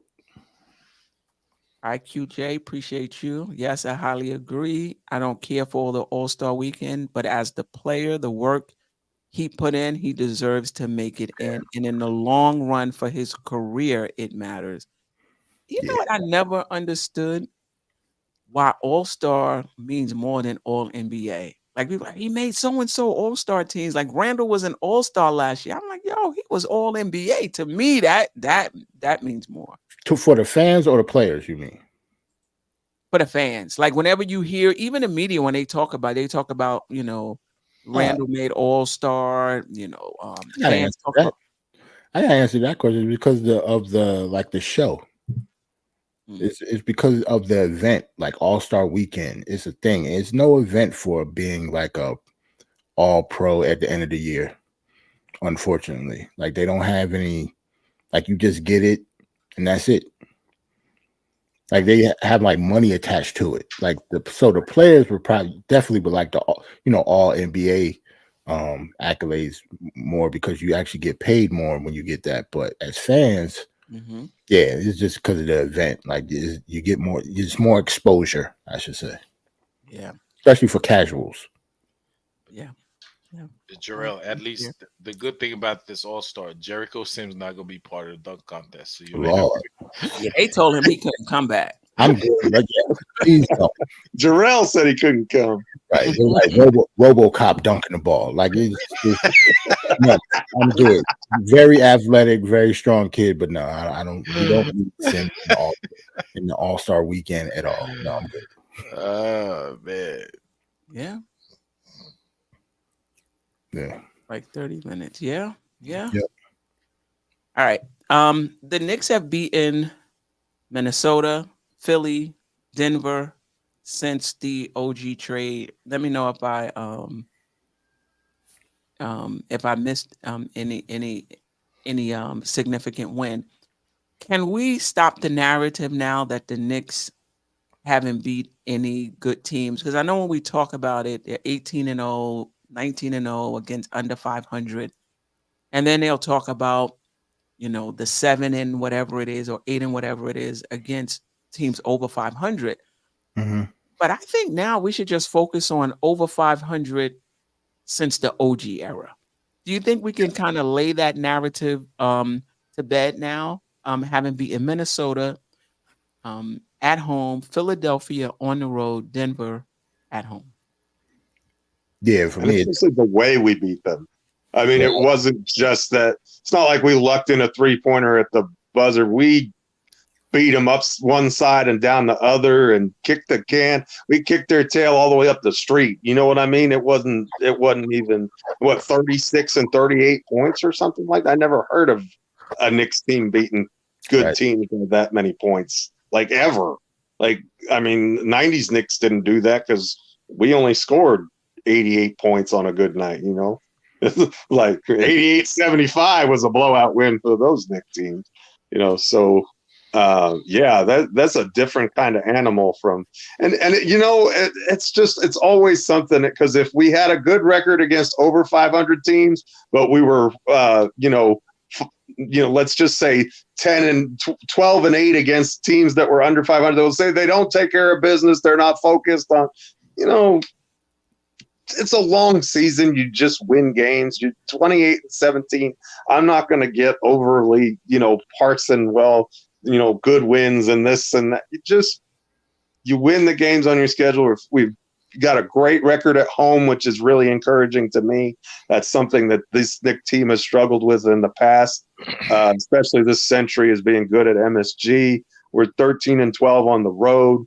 So to me, good teams can get wins on the road, and we've had a tough road schedule. We played a lot of good teams on the road. We've had more road games than anybody else. But are you saying, Jeff? Are you saying, Jeff, that if we were, are you saying you're not concerned? Let's just say OG was here all season and we were 8 and whatever we are, 7 and 17. I think somebody pointed out. You're saying you wouldn't be concerned about that? I mean, you are what your record says you are, but in other words, so if we had a good record against those teams and a bad record against bad teams, that's not any better to me. Like, to me, the sign of a good team is a team that takes care of business against the teams it's supposed to. And then, if you lose to a team that's better than you are, like, is there any shame in losing to Milwaukee 3 times or Boston 3 times? I don't think that there is. Would I prefer to win those games? But I'm like Ajay, I'd like to go 82-0, but that's not going to happen either. The best teams are going to lose 30 some odd games, right? Right. But Jeff, in those 17 games, it wasn't all Boston and Milwaukee. That's the thing. I agree with you. You lose to the teams that are better than you. There's no shame in that. But Queen, by the same token, though, when you look at, and I'm talking about all season, that includes before OG Anunoby trade, right? The only team we haven't beaten is Boston. Where everybody else caught it. Orlando, we hadn't beat Orlando. We were 7 and 17. Well, But I'm saying over 500. So why would you say it's only Boston? Because Boston. Oh, you mean we got one? Oh, okay. I hear what Boston's you're saying. the only team we haven't in Orlando, like Jeff pointed out that. But I don't consider Orlando. Orlando has an inferior. They don't have a better record than we do. I'm talking about teams that have better record than we do. Boston's the only one we haven't beaten. We were 7 and 17. So who are those other teams, though? We've beaten Phoenix. We've beaten Milwaukee. We've beaten who else? Obviously Denver. We've beaten Miami. We've beaten Cleveland. Okay, they're part of the We've beaten 7. OKC. Not OK. Minnesota. Yeah. We Ajay, 7-17. So yeah, we're not 0-24, 7-7. I mean, listen, to me, the point is we can put it to bed now because since we got the OG trade, since OG, we've been better against good teams. But it is a concern of mine. Like, just say it went on. Yeah, it would be a concern that okay, we're handling our business against teams we're better than. We're losing to teams who are better than us. That's fine. But the teams that we're supposed to be right there with, the Miamis, the Orlandos, the Indianas, the Atlanta. Whoever it is, we're losing to. Yeah, that would be a concern for me. Shout out to Jay Boogie. Shout out to the channel and my panel family. I'm in the studio cooking right now. That's But I'm listening again. Sizzling. Hit that like button. Salute, salute, salute. 3 capital S's. Appreciate you. Yeah, J Bug. Boogie. But yeah, I mean, I think we can put it to bed now. With how we've been playing of late. Jerrell, any comment? I think we could put it to bed simply because we're a completely different team than we were before OG got here. So I don't even think about before OG anymore. Oh, okay. To be honest, because you can't really go back. I mean, you really can't go back in the past. We're a completely different team. So like all the bad stuff that was happening to us before he got here, we're winning games differently. We're playing offense and defense differently. So we even just with that one person, we got rid of 2 players. So that completely changed the roster construction for this team going forward. And I guess that's part of the reason why we still want like bench help and stuff like that. But I don't know, we're just better than we were before. I don't think you should count before he got here at all. Queen, like Charlie Murphy said, we don't just beat up little guys, we beat up big guys too. We got some good wins even before. Yeah, we did. Even before. Yeah, we did. OG, but I think right now we could just put it to bed. Period. And the Knicks defense is on another level right now. Yep. It's on another level right now. Like if you score 110 points against the Knicks, that's like a bad defensive night for us. Yep. You know how you like to say points are at a premium in the playoffs? It's like points are at a premium against the Knicks on a regular season game. Yeah. During the regular season. Unless you're Dallas, and then it's just open season. Dallas without Luka. Yeah. And he scored 73 points tonight. Yeah. Yeah. They put 128 on us. Yep. That night. Yeah. The Knicks are opponent points per game. We're second behind Minnesota in terms of how many points we allow per game. And then, per 100 possessions, that's the same as defensive rating. We're seventh. But since OG, 7 overall, think about it. There was a time we were like 28 or 29th in the league defensively. Now we're back to 7.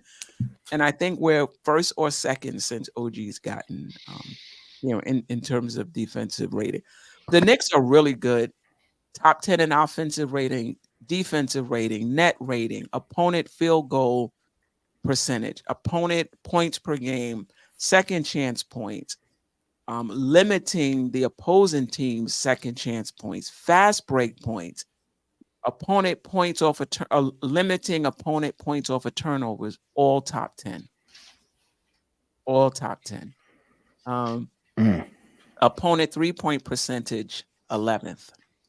I mean, statistically, points off turnovers, 11th. I mean, statistically, matches what we're seeing, though. I mean, the eye test says we're a good basketball team. I mean, so I don't think it should be surprising that we're, top 10 in all those categories when, I mean, who's playing better than the Knicks right now? Nobody. Not very many. The Clippers are playing really well. OKC's playing really well, but Cleveland's playing really well, and Cleveland has a pretty soft schedule coming up, so they may get even better. Cleveland jacked it up. But they're playing well without Garland and Mobley, like Donovan Mitchell and the rest of them, that have stepped up in their absence. It's been phenomenal. Queen, we're playing well without Mitchell Robinson and Isaiah Hartenstein. You think that's the same, AJ? Real quick. Yeah. Okay, man. I believe, Jerrell, I believe in Isaiah Hartenstein and Mitchell Robinson, man, against their Mobley and who else is missing on the Cleveland? But that's we're talking about the level of player and what they mean to the team.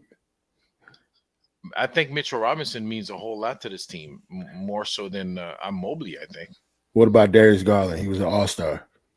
Well, yeah. Maybe not Darius Garland, but the thing about it is when Mitch went out, Hartenstein stepped up. So it's not like they were two starters and both of them went out. Like Hartenstein came in place of Mitchell Robinson. And the last two games we've been able to hold it down. Geoff? Cleveland's been impressive. Like that's smoke and mirrors what they're doing over there. They deserve a ton of credit. They are fantastic defensively. Yeah, I mean, they're right up there neck and neck with us. Yeah, they're just doing a fantastic job. And the way we would look forward to or welcome a rematch with Miami, I'm sure they would look forward to and welcome a rematch with us. I don't know about that. I don't know if they want. I think so. When you get you've played sports, you get beat by a team, you be like, I want Miami. Yeah. I wish we got them in the first. I wish we got them in the first round. Who, Miami? Yes. Mm-hmm. We are not the same team that lost to Miami last year. At all to me. And we'll get a preview on Saturday. Yeah. Yeah. But see, Cleveland's not the same team that lost to it, but we too are not the same team that beat them. True. That's true. You know what I'm saying? So Lloyd Banks, appreciate you dropping by. Peace to the chat. Salute to the show. New York Knicks, keep up the good work. That's what's up. Salute. Keep up the good work. In chat, do your part. Hit that like button.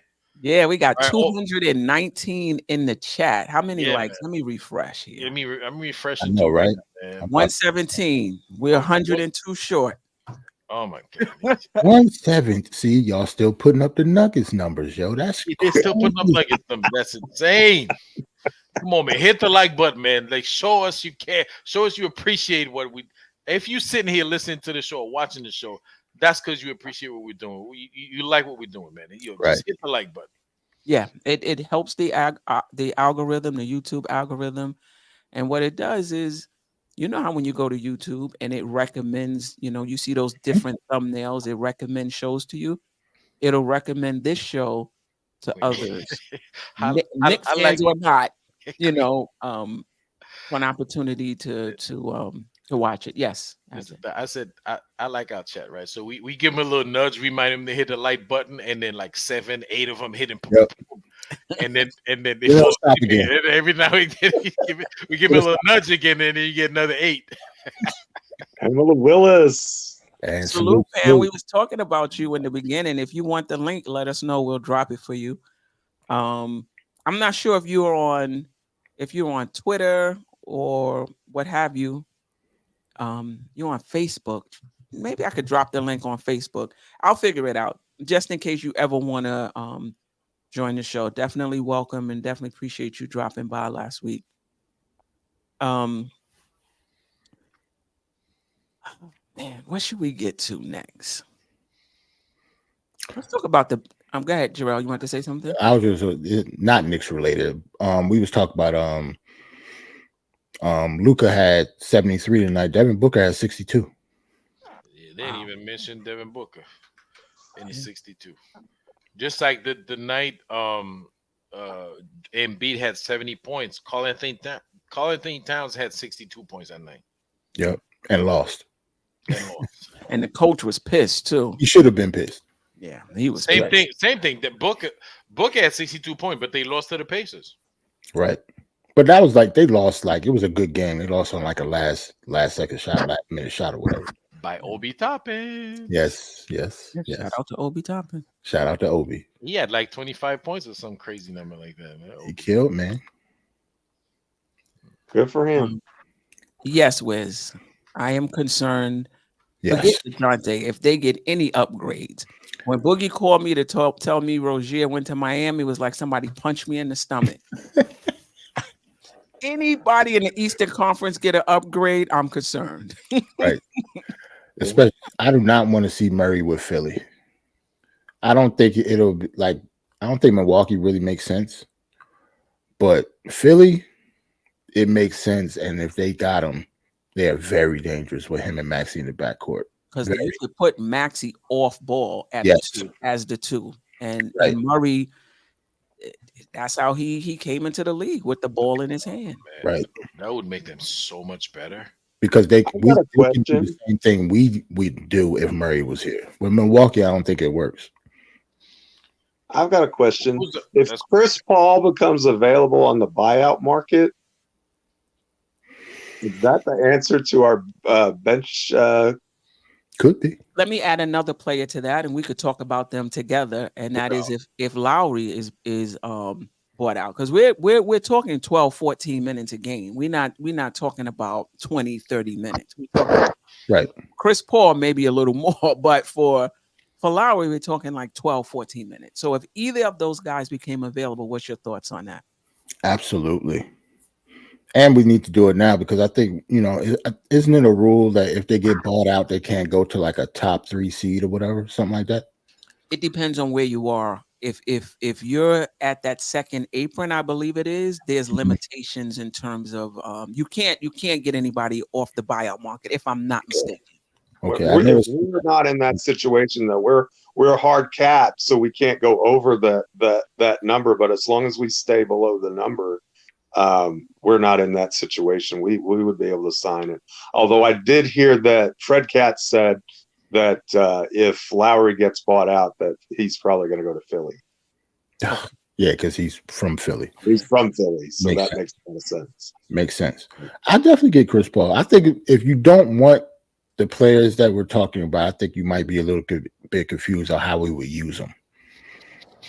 Like, it's not like they're going to be logging crazy minutes. Like, we're talking about, like, just running the offense in the second unit. Like, neither one of them would be getting more than, like, maybe 15 minutes a game at the most, I would think.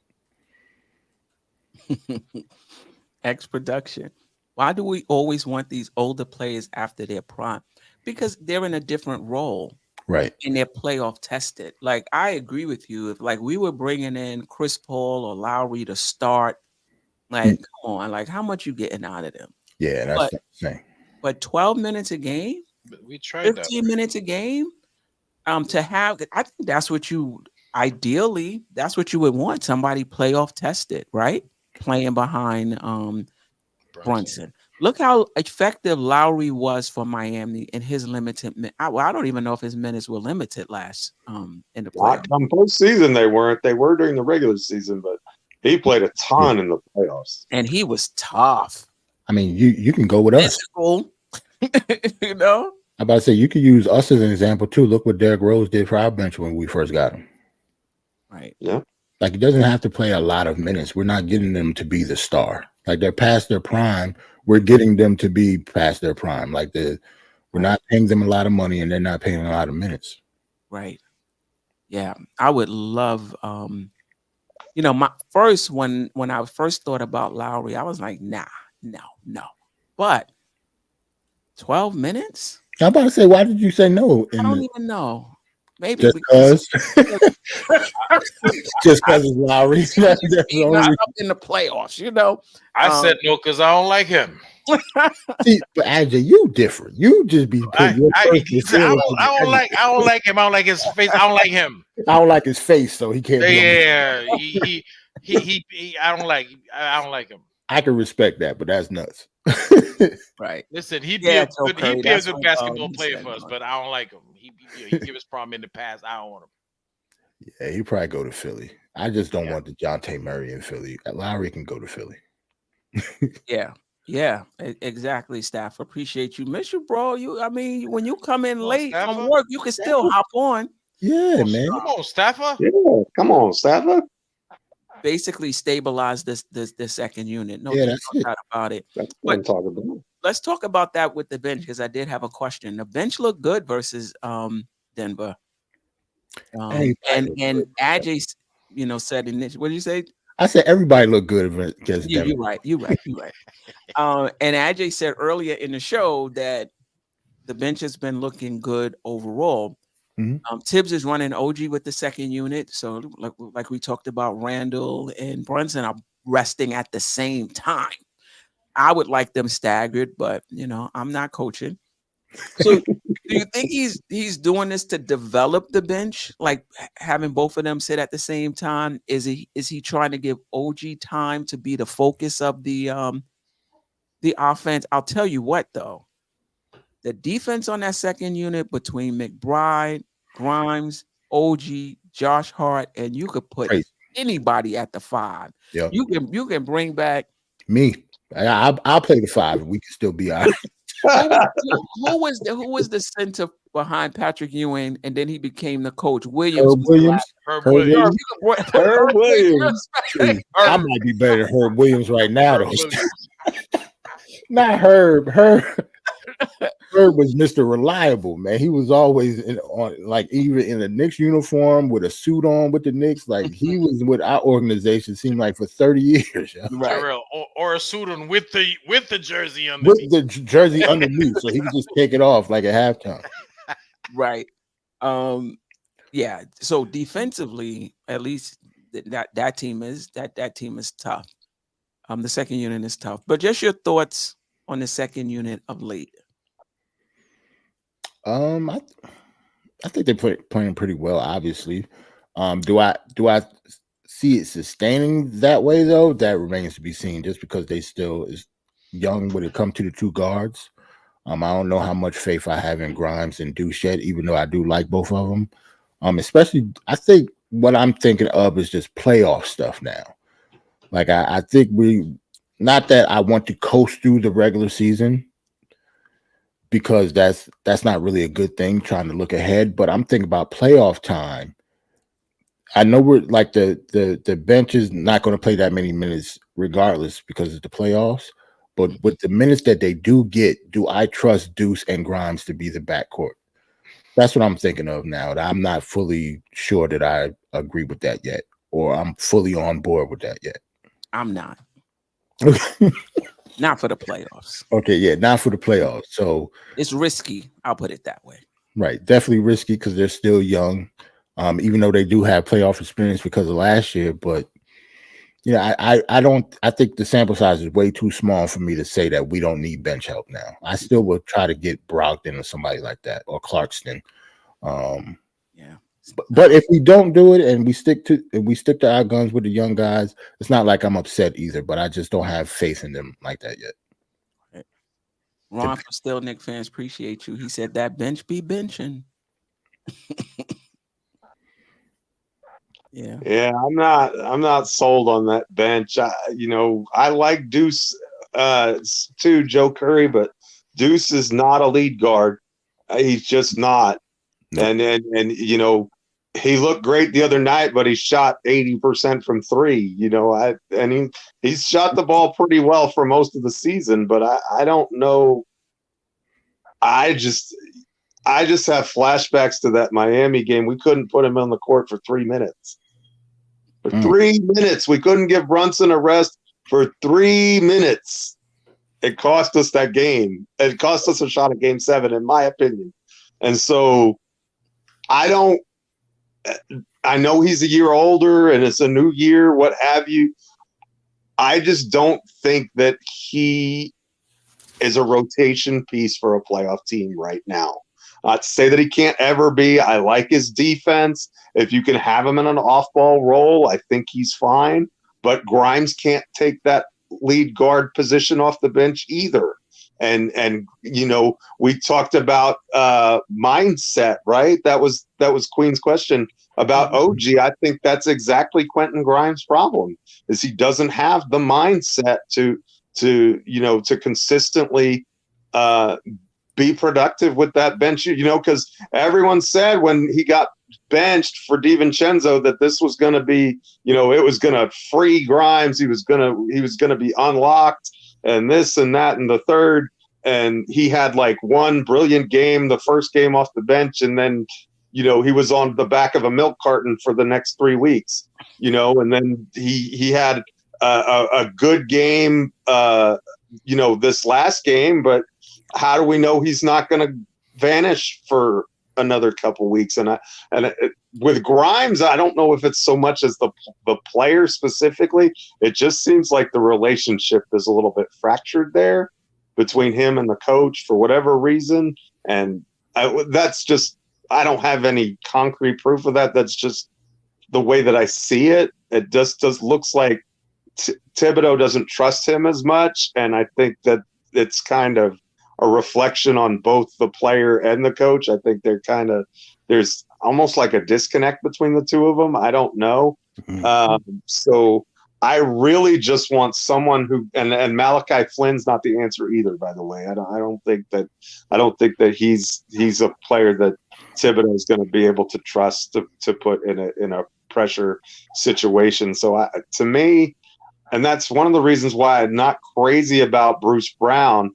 I don't think that he has the playmaking aspect to his game where it solves the issues that I see on the bench. I want someone who could come in and spell Brunson for 12 minutes or so, or if Brunson does have a hurt toe or something, you could put him into the starting lineup and feel really good for a game or two. You know what I mean? Not obviously if Brunson is out extended period of time, we're in a bad way regardless. But if you could just have someone, Malcolm Brogdon, for instance, like if he had Brunson had to miss a couple games and you started Brogdon for a couple games, I think you would be very competitive in that scenario.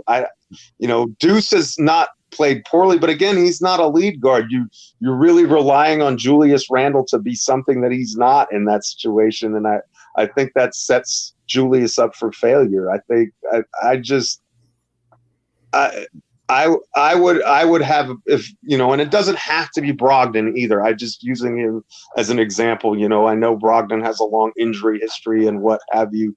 I get that, but I'm just saying, even Alec Burks, and I know that's going to give PTSD to some folks out there from the Quickly season, but Alec Burks can do a lot of those things with the second unit for a short period of time. If you need a burst of scoring, that's something that he can do. He's shown that he can do it in the fourth quarter in a crunch time of a game. I'm not sure that he's a right fit salary wise and other things. I think that's complicated to acquire him specifically, but I'm talking about an archetype of player more so than I am about a specific player. These are just a couple of examples off the top of my head. There are other guys out there. The kid out of Washington, Tyus Jones, possibly another one. I don't know a whole lot about him, but from what I've been told by people I trust, he might be someone, who could fill that role. But I don't know if he's someone that I don't know what his contract situation is moving forward. I don't know, I don't know if he fits into what they want to do this offseason. So I don't have a complete picture with him, but I just would like to see them get some kind of a combo guard or even a natural one to be able to plug into that second unit. I just feel like we would be better. Right. Any comments about what Nick Yak, and then JJ, I heard y'all put the number back up. We stuck with quickly sucking 3/4 of the year, but the panel can't give McBride a break, whose defense always shows up. So Geoff, I know you already spoke on Deuce. Jerrell, Ajay, any comment on that? Well, that's if you agree if Quickly actually sucked 3/4 of a year. And plus, I think a lot of fans are trying to make Deuce out to somebody that he is not. He is not a point guard, and that's what we need. Deuce has never been a point guard. If you watched him in college, he wasn't really a point guard. He was their lead guard, but he wasn't really a point guard. He was more of a 2 playing the 1. And he's like that now. I think he will always be like that. I don't see Deuce ever being able to run like a basketball team. But I do think he's a good defender. I think he is he can score. I think he's a 2 guard in a point guard's body. And that's what we're looking for, a point guard though. So it's not like I don't like Deuce. It's just like it's not a fit, just like the other people that they got out of here wasn't a fit. It's the same thing. Like, it's all about fit. It's not about like liking the player or not. I really like Deuce. He just doesn't fit his team. Sorry, Jerrell. That's to say, not only fit but talent. Quickly's a better player than yes, he is. Than Deuce McBride. Hey, think about it. Do you think you could have traded Deuce McBride and RJ Barrett to Toronto Raptors for? No. The Raptors would tell you, no, we don't want that trade. Emmanuel Quickly's a better player. Plain and simple. So that's why we stuck with him, even though he sucked. He didn't suck 3/4 of the season, but he did suck sometimes. And we stuck with him because when he's good, he's good. Right? So he was a better player. And then I'll also add, it's not about the shooting, Nick Yak. It's not about his 3-point shooting. It's not about his turnovers either. It's about running the team. It's about how well does the team do when McBride is running the point. And it's not all about him. What are the non-Brunson minutes looking like? When you watch McBride play, his 3-point shooting is definitely better. His defense is definitely better. He's not turning the ball over. But for your point guard, you want somebody that's gonna control the tempo, get you in offense, create shots for you. He has a really hard time getting by his guy.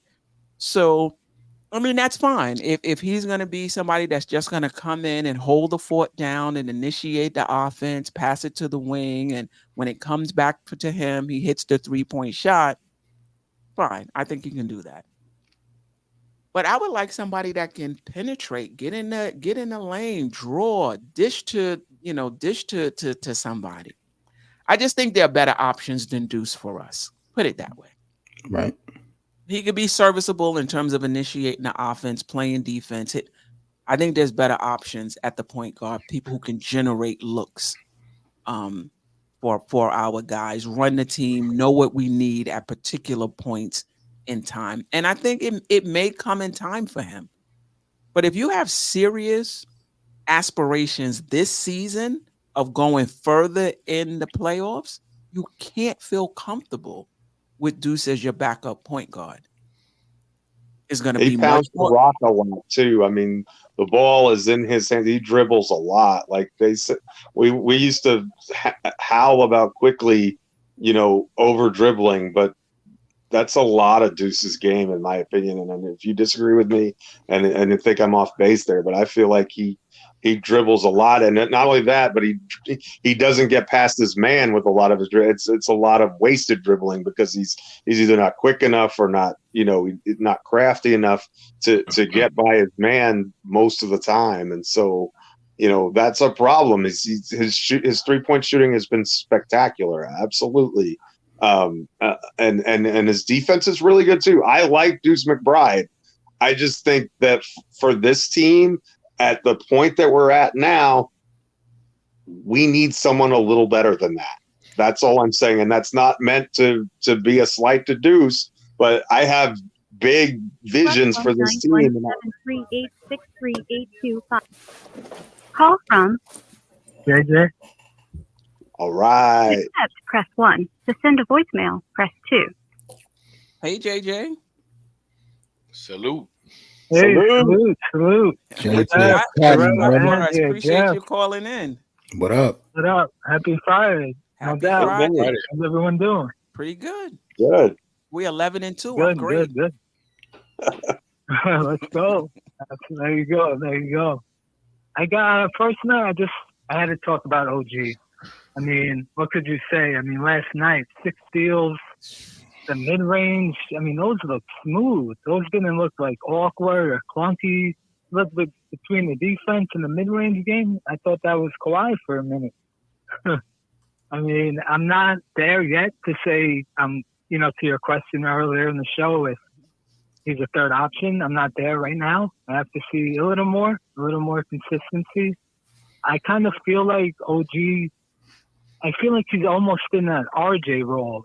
If you remember RJ, Tibbs would kind of take him out early in the first quarter and then like bring him back in like by himself, and like and OG would kind of get aggressive in those moments. If you remember the game versus Brooklyn, the end of the third, the Nets were kind of running away. Not running away. They were up like 6, 7, 8-ish, and he got aggressive. He had a couple layups. He had a shot. Like, he definitely seems to be a little more aggressive when Randle and Brunson are on the bench. But the offense, it doesn't look too bad. I'm not going to say his bag is like anything like, oh my God, but I don't think it's as bad as some make it out to be. I don't think it's that bad. Yeah, I agree. I've been pleasantly surprised these past few games. Yeah. I just feel like the defense, I almost feel like it's contagious since he's got here. Like even Brunson. I mean, don't get me wrong. Like, obviously he's limited because he's smaller, but I even feel like his defense has picked up. I just feel like what he's doing is just contagious. You know how offense could be contagious? Yeah. I feel like he's making the defense contagious, man. It's been impressive, man. I mean, what could you say about what OG's done? It's remarkable. It really is. It really is. Can I ask a question? Yeah. And that's to JJ and the panel. Do you feel like the coaching staff actually make an effort to tell OG, listen, we're going to put you with that second unit and you're going to be the lead guy. You need to be more aggressive. Right. Do you know what I'm saying? I mean, do you think that's actually a conversation that they had? Because he's typically the guy that fades in the background, wait for his shot and whatever. But now he's actually he's making a move. He's driving to the basket. He's cutting and slashing and he's making himself available to get the ball when he's on the floor. So, I mean, do you think that's coaching? I guess the coaching. Yeah, that's a good question. Yeah, that's a good question. I think. Yeah, I think so. I think they're probably telling maybe even the players, maybe even Randle and Brunson telling them, yo, listen, when we're out there, you're the guy now. You're in the RJ role. No, go to work. No, we need you to be aggressive. You're the third guy now. And you're the first guy at times when Randle and Brunson are on the bench. So, yeah, definitely a good point. I think the coaches, maybe even the players. I think that may be why he put him in that second unit with Randle and Brunson on the bench so that he can have more of an opportunity. And Queen, that's a gamble because he just Thibodeau just started doing that. You realize after the trade, he was actually having Randle or Brunson run with the second unit at times. But now he's gambling. He's putting both of them on the bench. He said, OG, let me see what you got. Right. So far it's paid off. Yeah. I think OG kind of wanted it, wasn't it? Yes, you're right, Jeff. That's the point. Yes. JJ, you wanted to say something? Yeah. I was just gonna say a couple trade targets, a couple names. I don't know if he's on the market. I haven't heard much, but I would love to snag Colin Sexton. He's a dog. He's a pit bull. He's highly, highly efficient. Seems like every year. They're probably not moving him. I haven't seen him out there. But if he was on the market, that's someone I would definitely be interested in. Another guy, Dennis Schroeder. It seems like we're okay with Toronto now. No, veteran point guard, stable, blazing force. Let's do some more work with Toronto. I mean, he's another one. He's a tough defender. He's another dog. How about that? Seems like we're on somewhat okay terms. Could do some more business. How about trying to pick up Schroeder? Good defender, tough. Yeah, I mean, listen. Score. it's not like he's going to be playing 20, 30, minutes a game. So yeah, Right. I wouldn't have a problem with that. I think that would be an excellent addition to our bench. Yeah. Right? I think so too. JJ, quick question. What about Clarkson compared to Colin Sexton? So since they both play on the same. I don't like Clark. He's a chalk. Like, I'm big on efficiency. I'm big on efficiency. And every year he's like 40% from the field, 30 from three. Bad defender. Not a fan of Clarkson. Not a fan of him. Okay. I don't like Clarkson at all, to be honest. Yeah.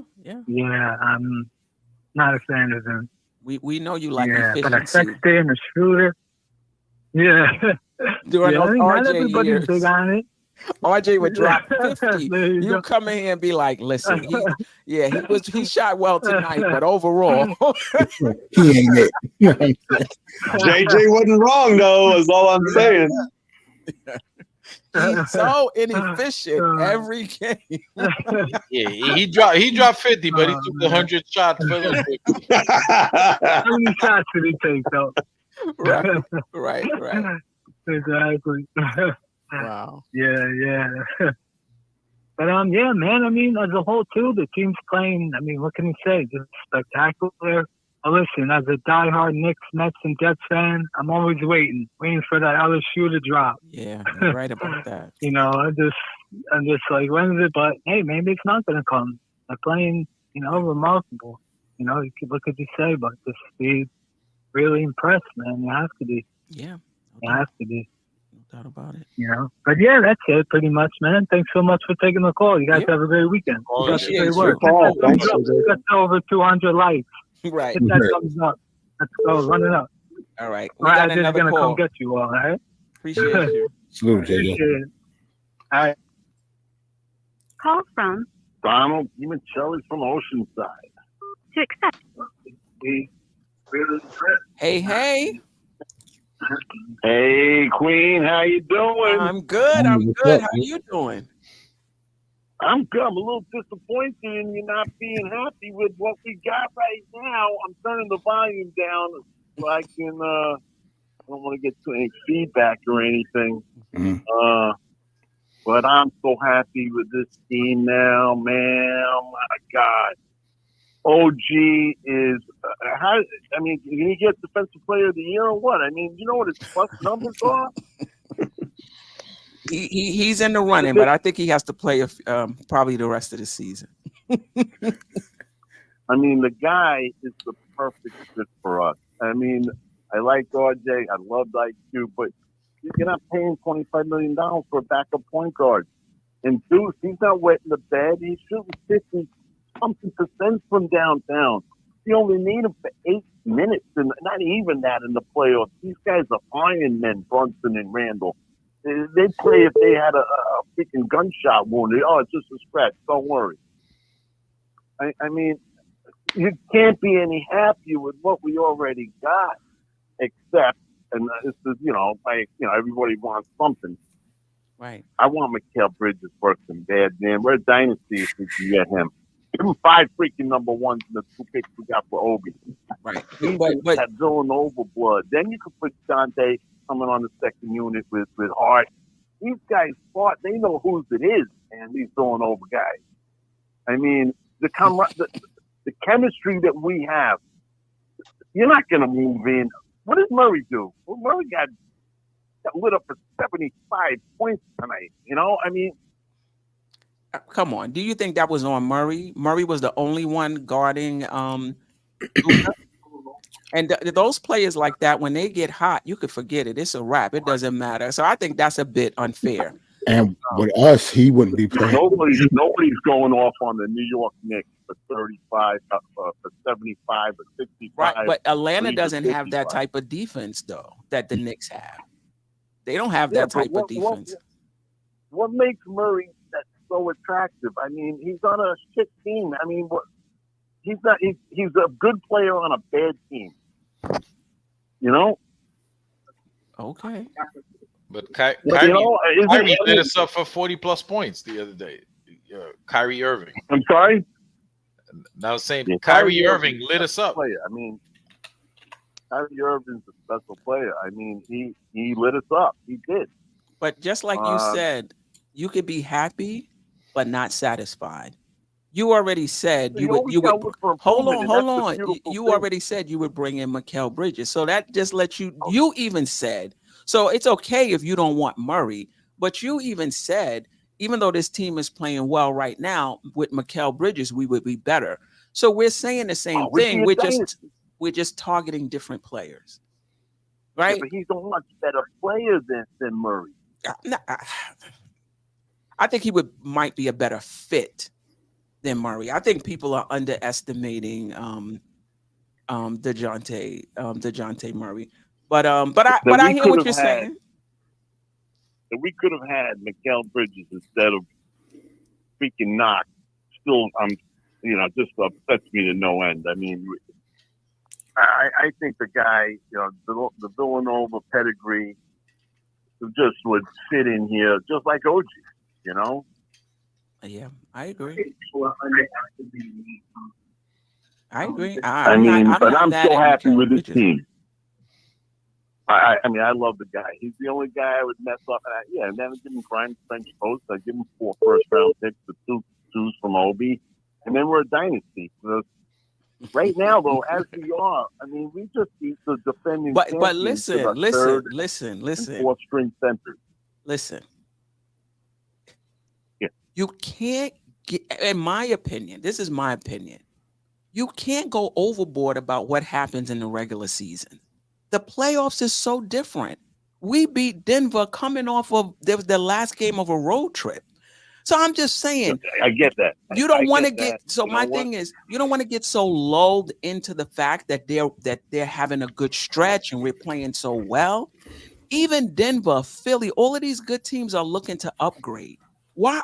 So why would the Knicks, who are not even on that level, not be looking to upgrade? If those teams are looking to upgrade for a little backup piece, they already got the moves the big teams made. They already made getting a Dame over there. Philly is looking at DeJounte Murray. That's not a little piece.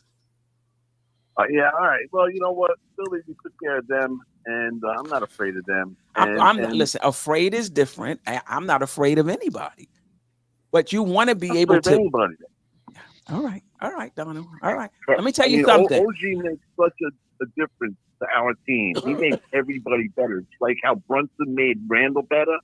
Now OG makes Randle and Brunson and everybody else better. I agree. That's true. I mean, he's a special player, and he fits on our squad like he's just perfect. And Precious. Have you guys, we're overlooking. We had Taj Gibson playing minutes. I mean, the Precious Achiuwa is the number 1 20th pick in the first round. He's only 24 years of age. He's such a nice pickup for, he's going to be the 10th guy when Mitch comes back. But, Mitch is always hurt, so you got to keep this guy. And who's, OG can't play 48 minutes every night, which Tibbs would probably love to do.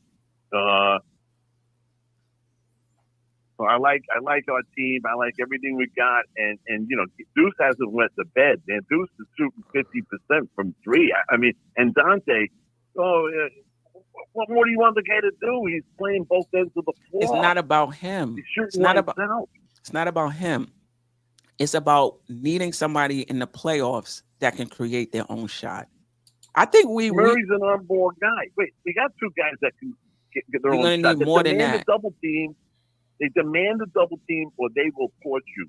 Randle's like Godzilla. You can't single guard him. Brunson, you can't. If you don't double team these, and then what does that leave? It leaves 45% shooters wide open in the corners and splash into the basket. I get what you're saying. I get what you're saying. We need a guy, another guy like needs the ball in his hand. That's Murray. He needs the ball. Okay. All right. All right. I'm just I saying think that would be a huge mistake. When it doesn't have to be Murray. It doesn't have to be Murray. But keep in mind, when things slow down in the playoffs, you need somebody else Middleton can get his own shot. You know what I mean? Harris can get his own shot. We're holding. Drew Holiday can get his own shot. OG and Devo, those guys for the most part, they can put the ball on the floor a little bit, but they need people who can create for them. And I just think how many guys, you got 2/3 options in OG and Dante. Most teams don't have 2/3 options like that. Okay, that's the disconnect. You got guys that shoot 33% from three, not 45. All right, that's happy with this team. That's the disconnect, because you see both of those guys as third options and we don't. But I appreciate the call, though. Look at the first two options we have. These guys are absolute studs. They are. Brunson, Beauty and the Beast. That's what I call them. Okay? Where do you think they stack up? Where do you think they stack up against the other duos in the Eastern Conference? Boston, Milwaukee, Philly. I think Boston's got 6-man team. That's it. They got no bench. They got 6 guys. Just talking the duo. Just talking the duo. You said these guys are duos, but they going up against other teams that have duos as well. Yeah, but who do they have as their third and fourth option? But they have OG and Anunoby. They have KP and Drew Holiday, right? And Derek White. Don't forget Derek White. One option is you're going to say Jaylen Brown? Who's the 1-2 punch with the Celtics? Tatum and Jaylen Brown. All right, I would have said really KP and all right. No. They have 3 guys. I get it, but all right. It's cool. It's cool. 4 guys. I appreciate you. I appreciate your optimism on the team. I think when we go 9-10-2 in the next 10-11 games, you're going to be coming around to my side of the fence. Listen, we're good. I think we're good now. We're a good team, but that's not what I'm saying. You're missing my point. The Knicks are a very good team right now. When I'm talking playoffs. I'm not talking regular season. I'm talking playoffs. You've been watching the playoffs for a long time. So if you're watching the playoffs for a long time, you kind of get a sense of what you need in the playoffs.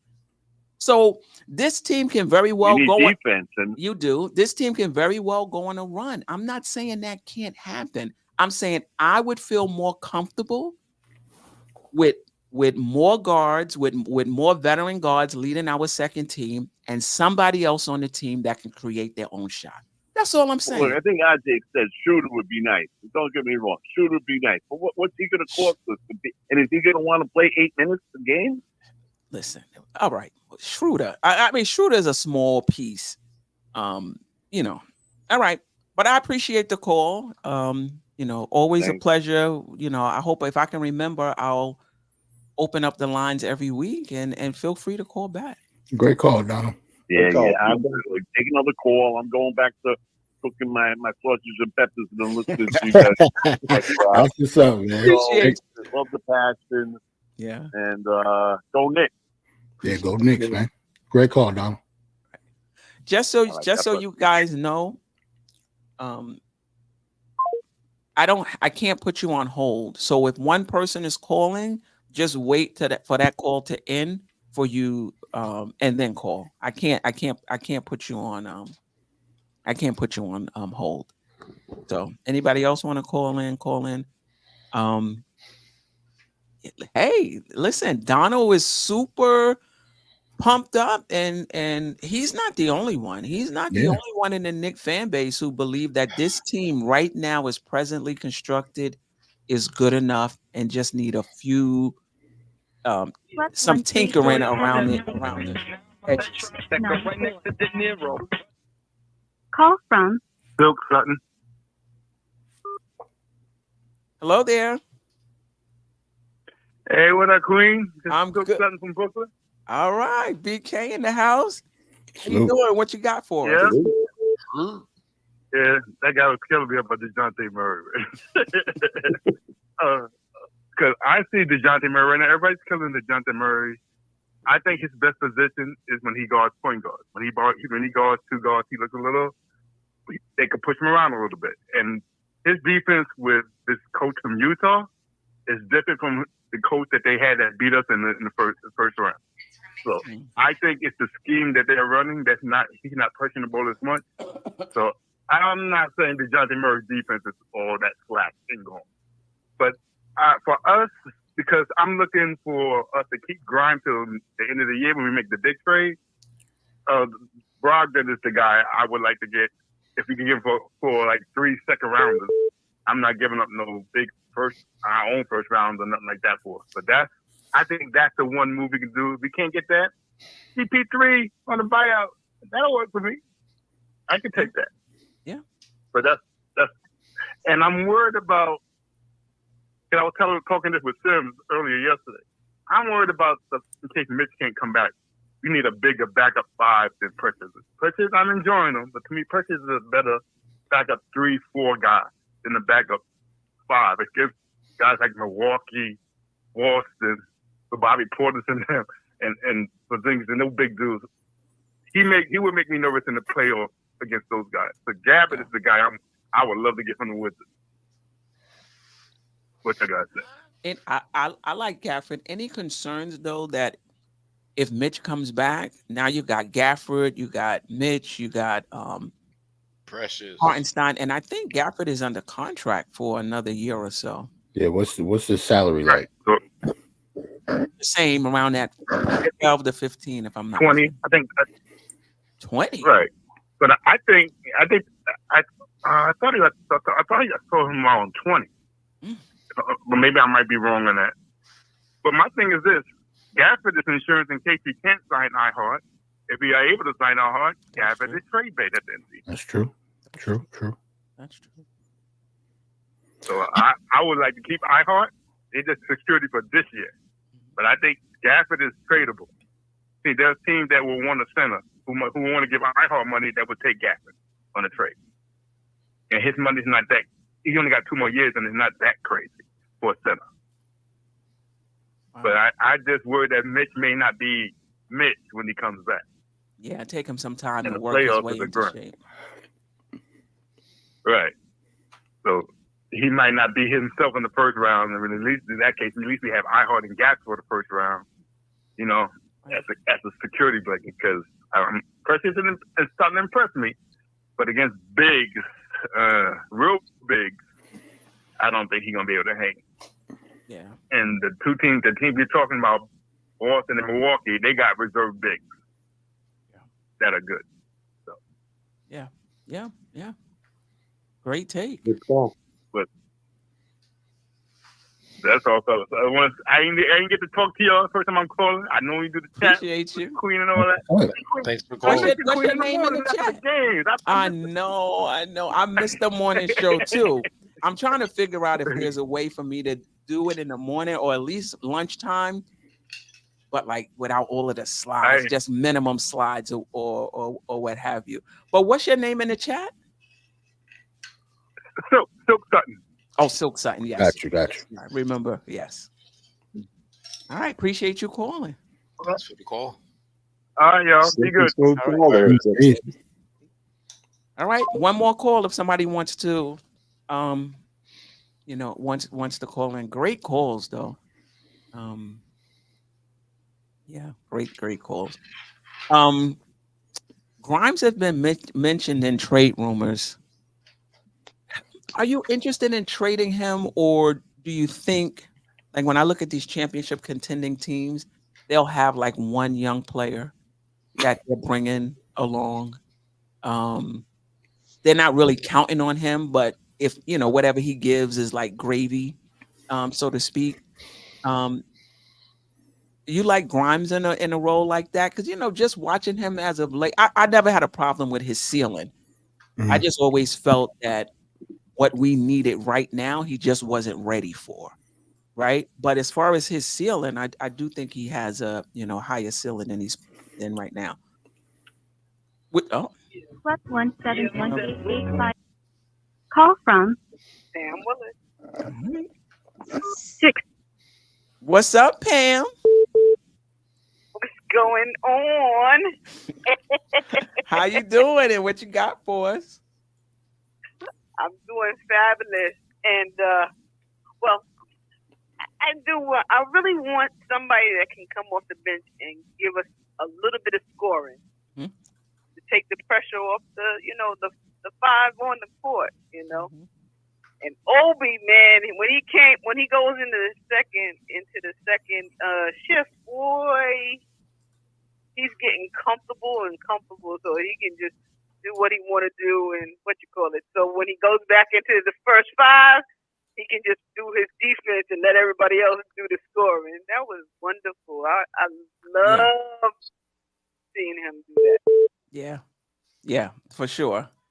And like Ajay pointed out, this was the first time it seemed like that Tibbs put OG in with that second unit without Randle, without Brunson, just to see how he meshes with them. Yeah, he felt comfortable. He said, "Oh, I can score a little bit more." His face lighted up and everything. I was like, "Yo, what is he doing? Did he just go through his legs?" Oh my goodness. What's your thoughts on now that you've seen OG, offensively? What's your thoughts on his offensive game? Is this what you thought it would be, or is he showing you a bit more?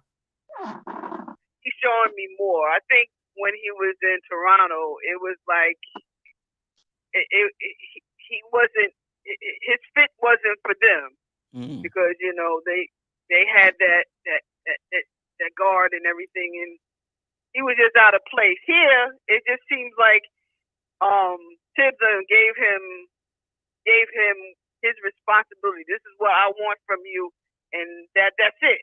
You don't have to do no more, no less. Not unless you want to. So he's comfortable. So he's getting comfortable, and these guys are around him are pumping him up. Do it. So yeah, he did say that they've been encouraging him. Yeah, because if they did it for RJ for that long period of time, he says, "Yo, we know you. He probably in practice he's doing all this, so they seen it more than us. So now that they're telling him go ahead and do what you do, keep cutting, keep moving, keep shooting, keep doing. You're gonna get it. You're gonna get some play, right?" And his face is. He's smiling. You can see. I'm like, did he just smile? Yeah, I said the same thing on the court. When he smiled, I said the same thing.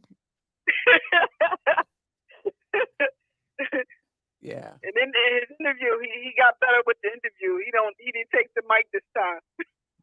Right. Yeah. I'm loving him, and I'm loving how we're looking right now. Yeah.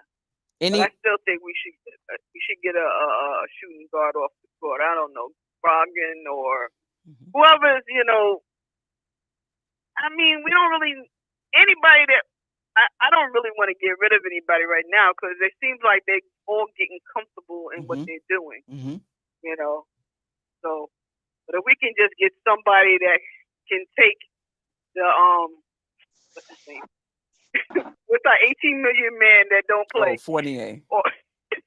Yeah, if we can get somebody to just take him, we'll have a spot. Somebody that could go come out and do something and play a little bit or something. I'd be all right with that. Yeah. I mean, let's see what they do. I'm pretty confident that they're gonna make at least one move before the trade deadline. I don't know how big it's gonna be, but I'm pretty confident they're gonna make at least one move. So I just wanted to hop on there and say I can't get on I was trying to get on the girls' call the other day, but I was out to dinner, so I was like, nah, don't let me jump on here and then I have to hop off real quick. It don't. Well, we do it every month, so no worries. All right, so next time. Definitely. But fam, y'all was great. Y'all doing your thing. I hit the stars a couple of times already, so I'm punching the like button, guys. And I'll be talking to you. All right. Hop on next time. Yeah, appreciate you anytime. Thanks for the call. Thanks, fam. All right, later. All right, bye-bye. Yeah, I mean, listen, a lot of Knicks fans are super happy about where we are right now and just feel we need a To answer your question, though, Queen, you asked well, you usually do, but I like the Grimes question. This is a good question. And what I'll say to that is I don't think we need to give Brian away. Yeah, I think we may take calls a little later, but you know, the call segment is over for now. Or should we take one more? Let's take one If more. you want, call, go ahead and take it. I mean, All right, caller, call back. Call back. Or maybe I have him here. I can call him or her back. Let me see.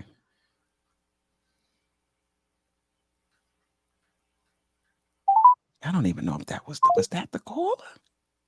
Just let her call back, Steph. Just let Yeah, call back. I don't want to call. We calling nobody. It's 1:45. Queen over there making random calls. Right.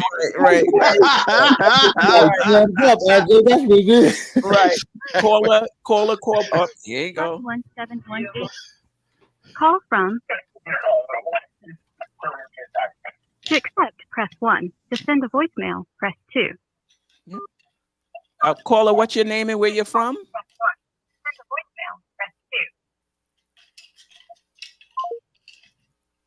Yeah. When they ask who's calling, you got to be really clear, because if we can't hear you, then we. Call from. Big Wiz from Los Angeles. To accept, press 1. To send a voicemail, press 2. Wiz, how are you? It's the Deuce McBride. I'm Deuce one of those McBride section. happy. I'm so happy I'm almost ready to sing, Jeff. You ready for the voice? You ready for the voice, Jeff? Yes, go ahead, sing. Go ahead. Give it to us. This is my song. OG. By the way, Queen, you two ladies sound like you're in love with OG, man. You guys are like, oh, you saw the smile? Ooh, that smile is so pretty. Listen, the Knicks, I've been calling for Brunson and OG. Last year was hard with the cord was, oh, look at his hair. Look at that. Oh, anyway, You ain't hear me talking I'm not about. jealous. I'm not jealous. That's good. First, I gotta make my announcement. The Queen is always right, and even when she is wrong, she's logically correct. Thank you. Queen Appreciate dropped some knowledge. She dropped some knowledge. All of you guys got some great takes tonight. This is a fire show, man. I'm just like, after last night's game, you guys are like the Knicks played last night right now. You guys are like how the Knicks played last night. All around, everybody, 3-point shots, vision, defense, all around. Yeah, appreciate it. One thing I want to say is I'm so happy that Milwaukee got Doc, because Doc Rivers is the only doctor who does not know the Heimlich maneuver. The Heimlich maneuver saves someone from choking. He can't help no one from choking because he doesn't know the Heimlich. So they're gonna choke, and he won't know what to do. And we're gonna get this going. Doc Rivers, thank you. Go ahead, stay over there, Doc. Yo, man, I'm still coming back. Queen, you're right. We love our team. We can enjoy this team and still look for paths for improvement. Nothing is wrong with that. It's not about hitting any player.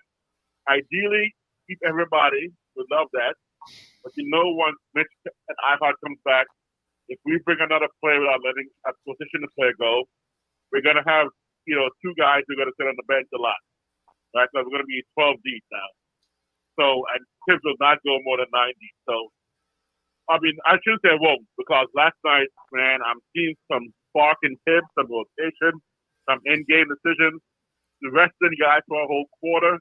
I have hope that Tibbs has been listening to Queen, has been listening to the show. Queen has been like, you know what? Right. Dad, she's right. She's right. I need to get my assistant coach Queen on the bench over here. That's all I'm saying. And so, but DeJounte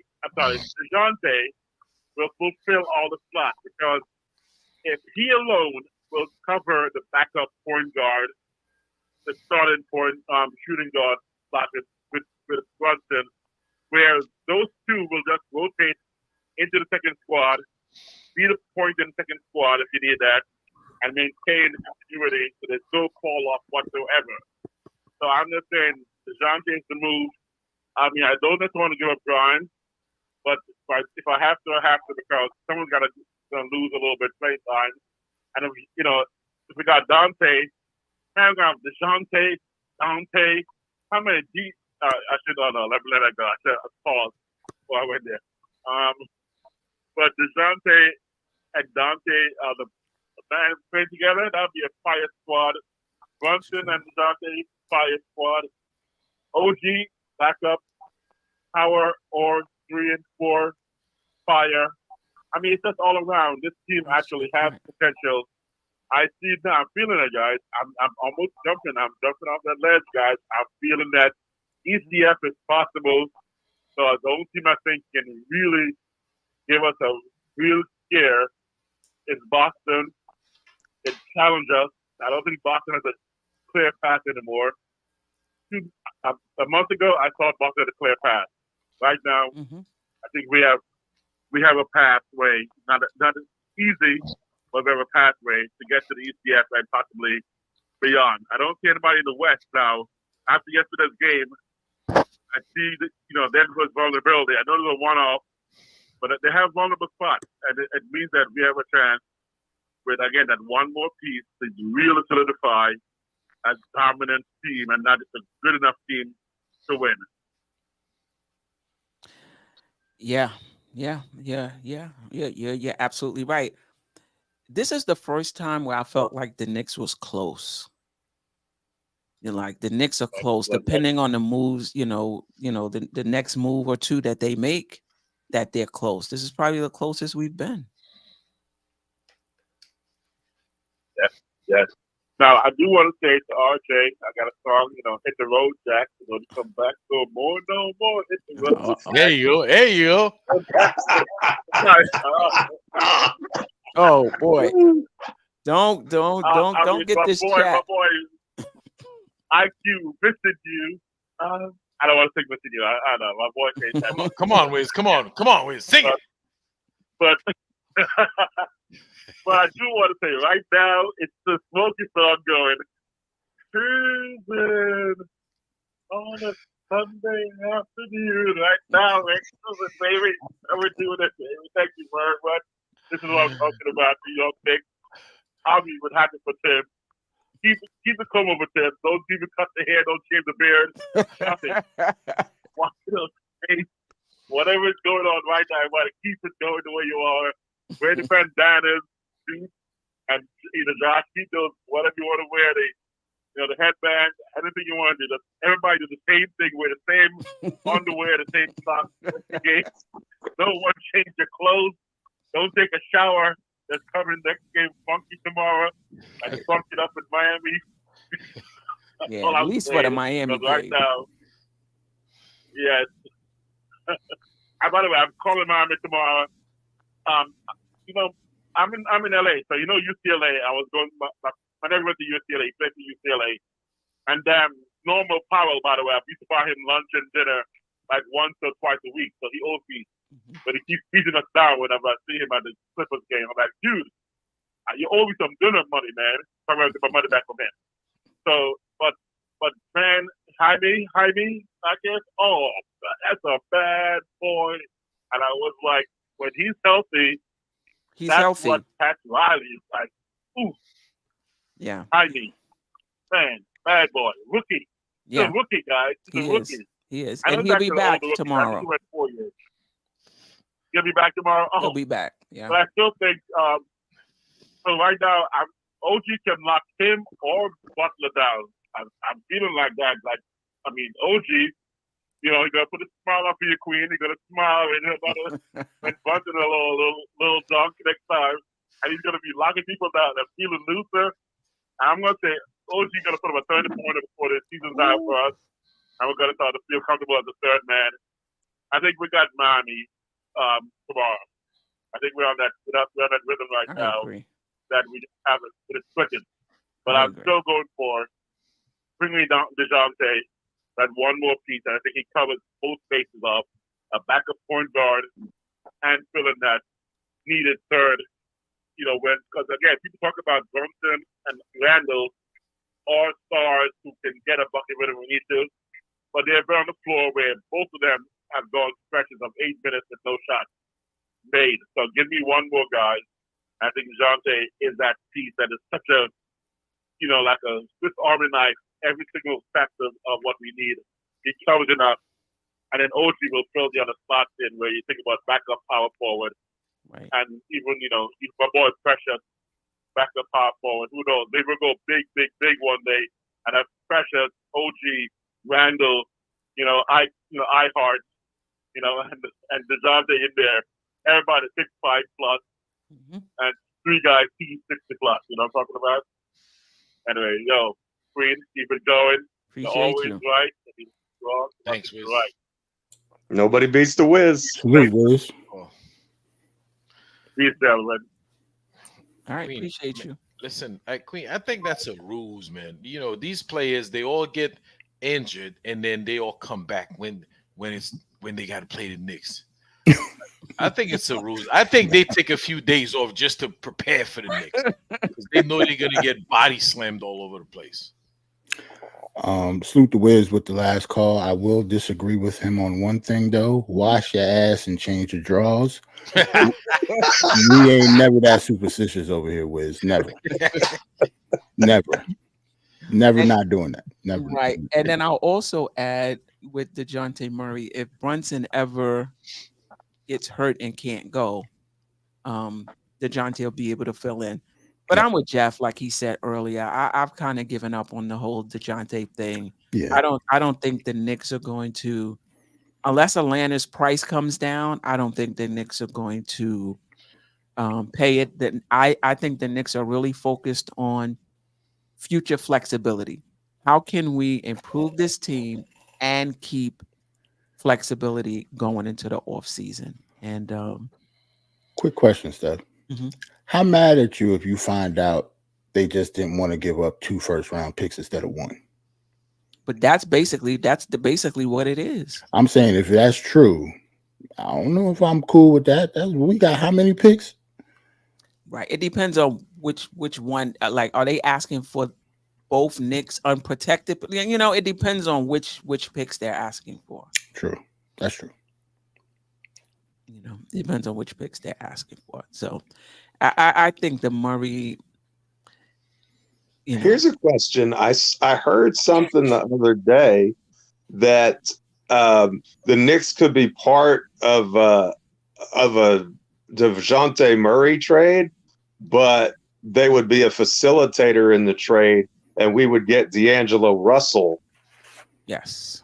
In that, what do you guys think about that possibility? Is that I'm not a big D'Angelo Russell fan, so I was kind of held my nose up when I heard it at first, but at the same time, the guy gets buckets. I mean, he's a bucket getter. I don't know how efficient he is. I know when he was with the Nets, he was amazing, and then after that, he fell off the map again. I haven't watched very much of him. I know the Lakers didn't really like him very much in the playoffs last year, though, also. So I wanted to kind of gauge y'all's temperature about D'Angelo. He played very well this season. Then he had a lull of, 6, 7, 8 games where he didn't play well. And the Lakers are talking about getting rid of him. And then the past 3, 4 games, he's back to playing well in terms of, but that's just for this season. You guys thoughts, Jerrell, Ajay? Real quick before I answer, I wanted to see what his salary situation looking like. Y'all, anybody know? I don't know, but I can look it up. Because that will change my answer, depending on how much he make and how many years is left on his contract. But personally, I actually like D'Lo. He does solve a couple problems for our team. He's just not, he's not a defender, if that's what you're looking for. But at this point, we're really not looking for a defender.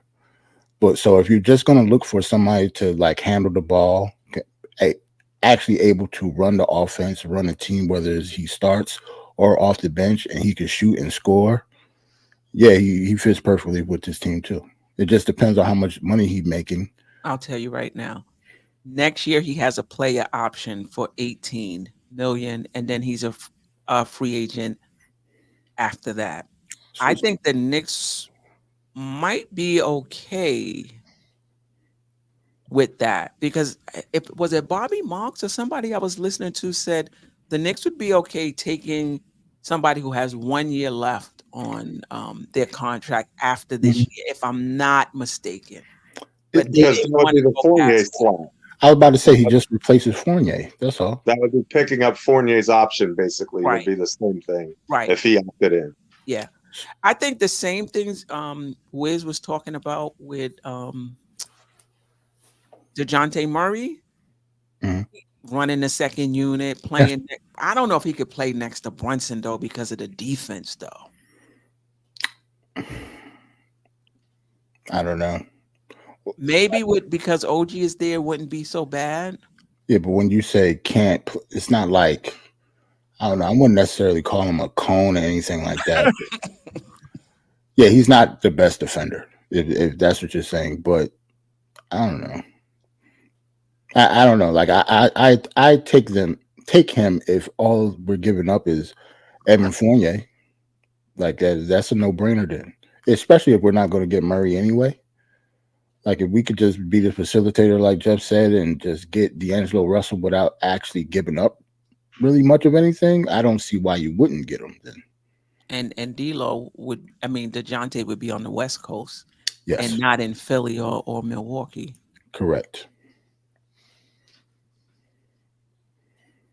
Yeah, like so. I'm looking at people in the chat if they do, don't like him. Like you don't like him to the point that you wouldn't take D'Angelo Russell for like somebody that's not playing at all.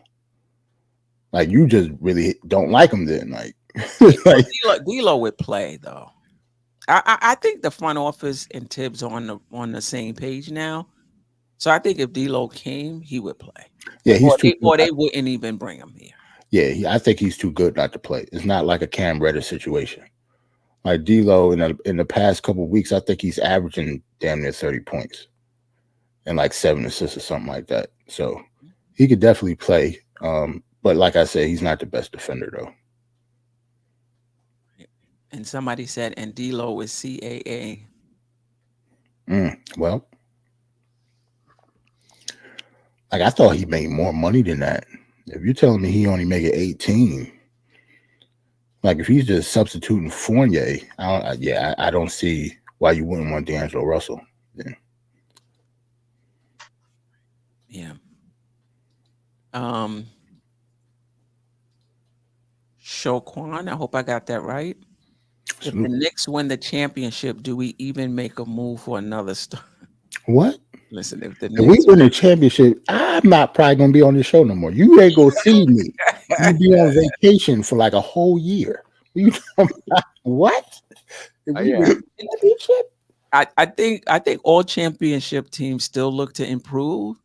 I think it depends on how we win. Did we win because we got on a heater, like Miami did last year and Atlanta a few years ago, or did we win like Boston? Remember when Boston went to the final? Like nobody was thinking of them as championship contenders. They were okay the first part of the season. Then after the All-Star break, they were great. Then they went to the finals, and ever since then, they were considered a championship contending team. So it depends on how they look in the final. If they look like Brunson and Randle are it, just like Boston, just like Tatum and Brown kind of crossed over during that play. You guys remember that? Mm-hmm. That time they made that run to the finals, and ever since then they've been championship. So it depends on how Randle and Brunson look. If they look like they legit, then no, you don't need another star. You do what these contending teams are doing, which is making changes around the edges. Right. Anybody else have thoughts on that? Depends on the star. I mean, what depends on the deal we're talking about, right? I mean, in other words, you look, even if you win the championship, like the Lakers won the championship one year and fell off the map the next. So it doesn't stop just because you don't rest on your laurels just because you won. Once you have that target on your back, you need to play even better. The Warriors were the best team in the world, and they added Kevin Durant, and they turned into a dynasty. So, to me, it's all about player acquisitions that make sense. If you have a chance to upgrade your roster in a way that's intelligent and is going to add to what you do and make you even tougher, you do it. like you should always be looking to improve. Right. Boston was definitely going to trade Jaylen Brown for KD. Yep. Or at least those were the reports. I 100% believe that. Yeah. I don't think they were thrilled about being the team that had to pay him that money. You can't tell me. Yeah, they were between a rock and a hard place, right? What were the options? Yeah, they had to pay. Yeah, right. But I mean, if they could have gotten Kevin Durant and not had to absolutely pay that money, I think they'd have been they'd have taken that in a heartbeat. I'm glad that did not happen. Yeah. Right. Almighty Finesse, and Kerry Cox is not here tonight unless he's just listening. But Almighty Finesse and Kerry Cox have been asking for OG for like 2 seasons now. Yeah. So I know you happy, Almighty Finesse. He said OG gonna average 23 points a game in the playoffs. Listen, he do that, we go into the finals. If he develops into that third option, I'm here for it. Mm-hmm. I don't see that as his game, but if he does, I'm here for it. Almighty Finesse also wants Colin Sexton too, if I'm not mistaken. So not mad with Colin Sexton either. He's playing lights out now. Never know. I would not hate that. Yeah. I don't see that happening either. Yeah. I'm not even sure Jordan Clarkson is happening. I don't see the Knicks trading for Colin Sexton. Is it because of Utah or just because of the player? I don't think it has anything to do with Colin being a bad player. I don't think we're wanting to pay what it would take to bring Sexton here. Sexton's not coming cheap. I think Clarkson's going to come at a premium. I think Sexton, the way Sexton's playing right now, you're going to have to give up significant assets to get him. And I don't think significant. I don't think it's going to be like 3 first-round pick. Like what significant? I don't think the Knicks are going to make a trade that's going to infringe on any of them. They want to keep those 4 first-round picks and 3 swaps intact for a megastar trade.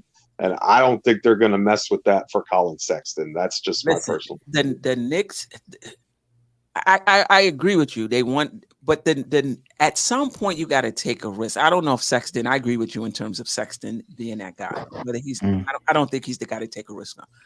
But the Knicks are they. It's a fine line here now, unless you know or have a good feeling that somebody is going to shake loose. You can't just keep holding your purse. You know, I just felt like that's what they've done. They just keep holding the purse, hoping something shake loose, Build with what you have. I mean, I get it. I feel like the Knicks have enough to put something away for a superstar and still significantly upgrade the team. Like what you trying to tell me Sexton is going to take so much of our assets? If a superstar break loose, we're not going to be able to we wouldn't be in the run-in? Like, I just don't see him being that expensive. Well, we don't set the price. That's the problem. Good point.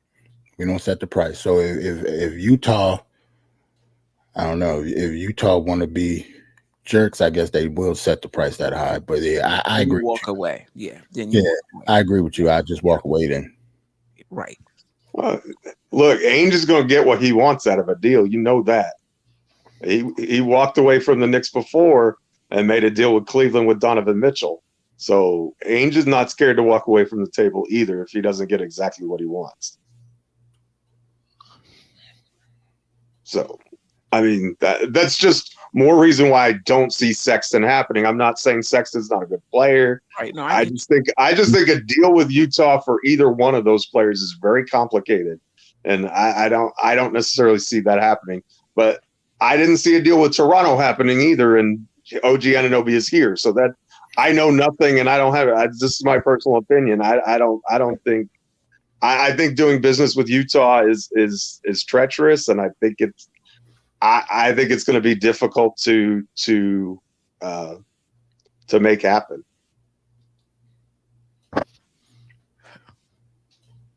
But I will say this: Sexton is a player you could include in a megastar trade, because whatever salary he's at, you're going to need that salary to add in to acquire, I'm just going to use it a Joel Embiid type player, for example. Right. Kelly Olynyk is not a Tibbs kind of a player. I can't see them trading for a big who's not a rim protector. I don't think we're trading for a big anyway, but I really don't think we're trading for one who doesn't protect the rim. I think they'll stick with Precious Achiuwa before they trade for Kelly Olynyk.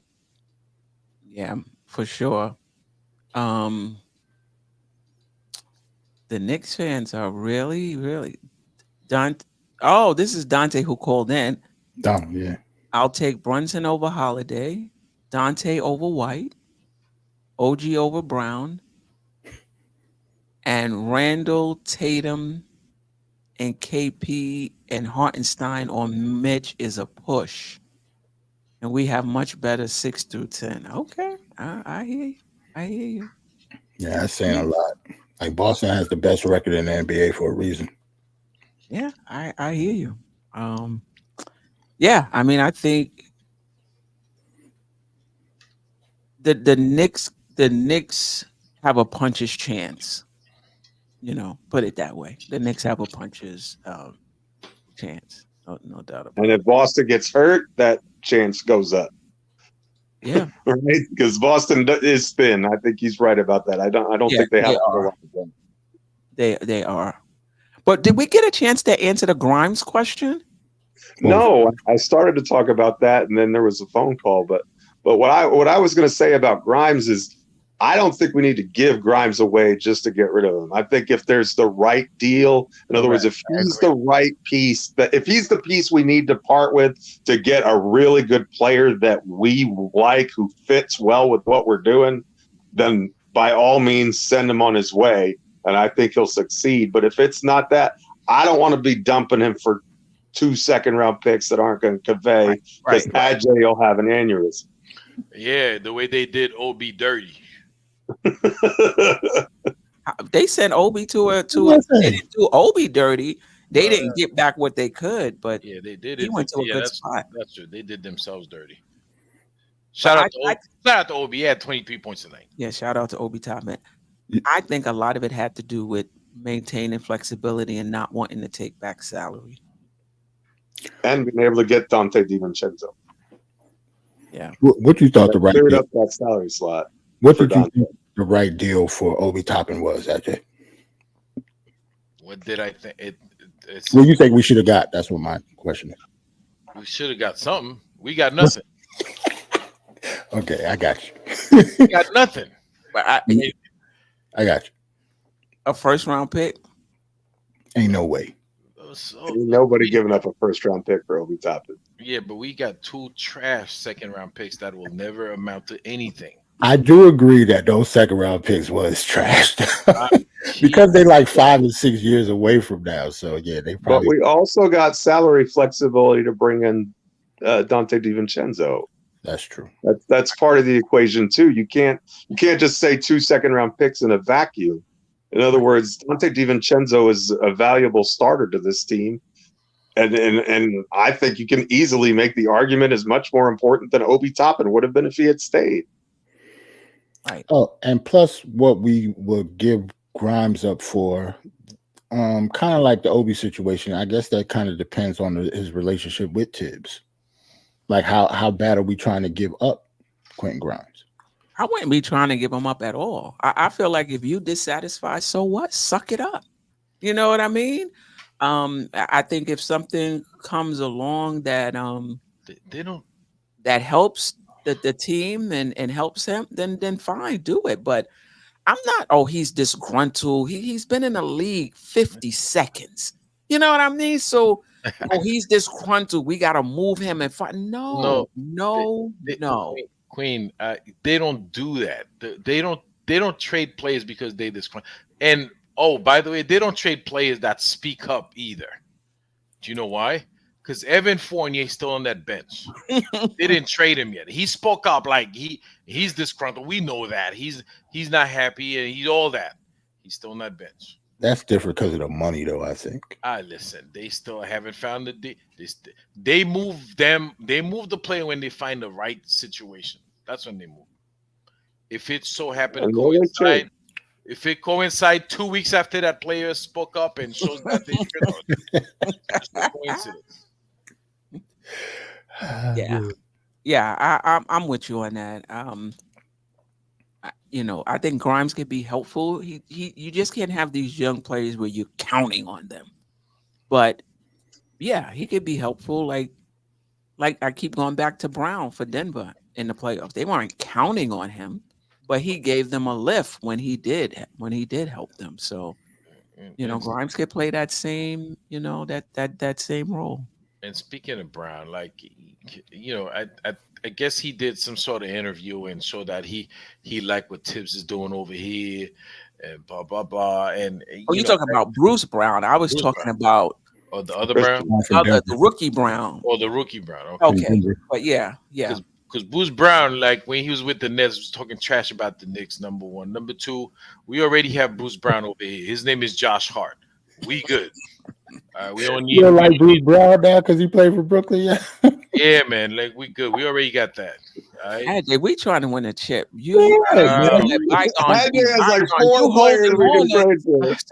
not gonna. You my man because of that though. So I always know that if you roll with me, if I don't like somebody, you ain't gonna like him either. I'm good. Yeah. But if he ever gets sour on you, Jerrell, then that's it. You ain't getting back in. It's a wrap. Like he gonna hate me forever. You know what I'm saying? Like you missed last week's show too, Jerrell. It's like once you out of that circle, you out of the circle. Like, damn, I kind of respect it though. I do. No, it ain't like that. So listen, I would bring back Burks. He's cheaper. He's not going to cost a lot. He can hit the three. He can go on a heater. He can be clutch.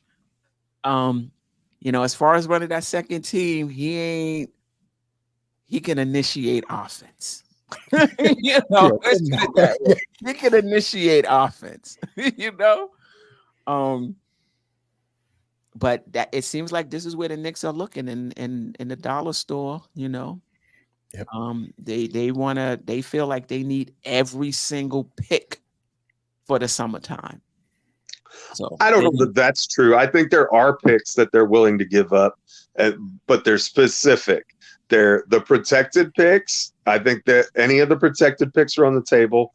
And this year's first rounder is also on the table in the right deal because they can, after the draft is over, there are no stipend restrictions.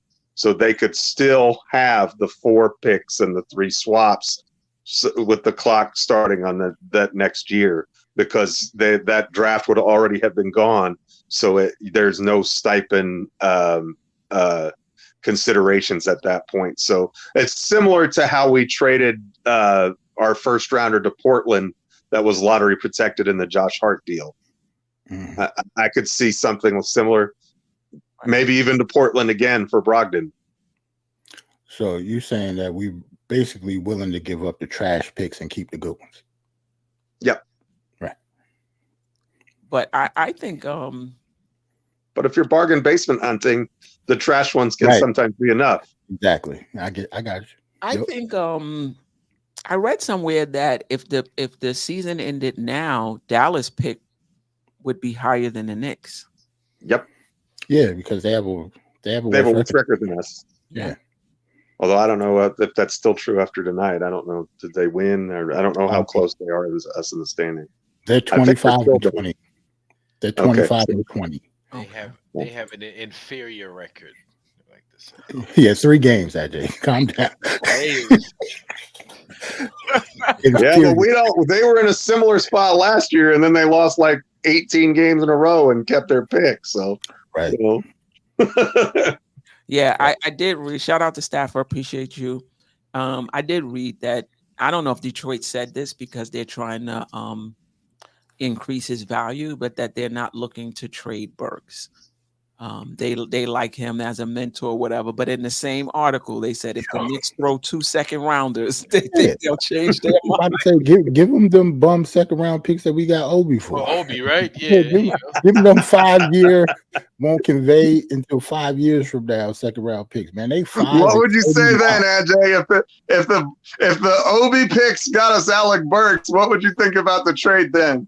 Man, you ain't getting nothing for them pick for them. That's a Magic He's Bean not pick. even going to entertain the You idea get of it. nothing for them second round picks, man. Hey man, them 2 picks is magic beans at this point. For real. They're not even real. Detroit don't even want them. I'm looking at the standings now. Detroit is 5-39. They got the nerve to tell us they not trading somebody. They're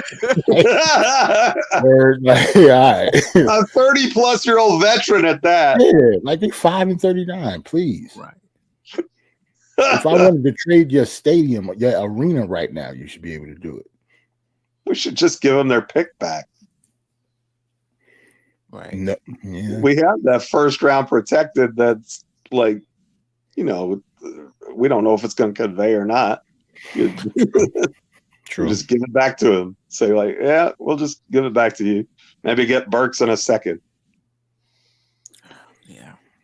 Well, if the Knicks, I just feel like there's an opportunity this season, and the Knicks have to balance between bargain basement shopping and saving enough just in case something shakes loose. I think they have to find a balance between that. Salute Keith Turner. Appreciate you. Keith. Keith, you missed 2 hours. You miss a lot, man. Yeah, man, you all late. Keith was out there in them streets, man. He said, look, I got a life. So on Friday, I ain't sitting here watching. Staying here watching that. Right. Keith was in them streets, Y'all when I man. get back in. You gonna come in here after midnight, talk about some hey. Like, all right, Keith. Oh. Yeah. Salute the Mega. Mega always be supporting the show. He's hard. Always, man. You always rocking with us, man. Definitely. Hit that like button. We up to 170. I appreciate you guys. Yeah. That's Damn, what I'm we calling. talking. We put in some work tonight. Nice. That's at the 3-hour mark now. Right? Wow. All right. I mean, I don't have anything else. I think everything I had here we talked about. If you guys have anything y'all want to discuss, otherwise, last word. Nah, we usually go over like who we playing real quick. Who we playing? Miami. We play Miami tomorrow. Miami tomorrow is Early 3 game, 3 o'clock, right? I hate them games too. I hate them matinee games. 3 o'clock games. Yeah, I do too. Yeah, That's a matinee. That's not too bad. It's not 12. 3. It's like right in the middle of the day. Like It's got to be 7 o'clock in the evening. In terms of our schedule, Yeah. Right. Yes, you're right. Yes. Yeah. So we got the Hornets on Monday, back to back with this Jazz on Tuesday, and then the Pacers on Thursday. Those are the games before our next show. Wow. So these are Miami, Orlando, Charlotte. You said right? Mm-hmm. The Jazz and then the Pacers. Obviously, I want us to win all of them, but I'm really interested in the Miami game tomorrow and the Indiana game. I just want to see how the Knicks are matching up with the Eastern Conference teams. We got Boston a few more times. I'm looking forward to that, and I think we got one more game against Milwaukee. I'm looking forward to that. I'm interested in the Jazz game because somebody might be auditioning for us at the Garden that night. Yeah. Never know. You never know. Could be. They got a few. They got, I would like Sexton. You think Clarkson, does he have the tools to play defense?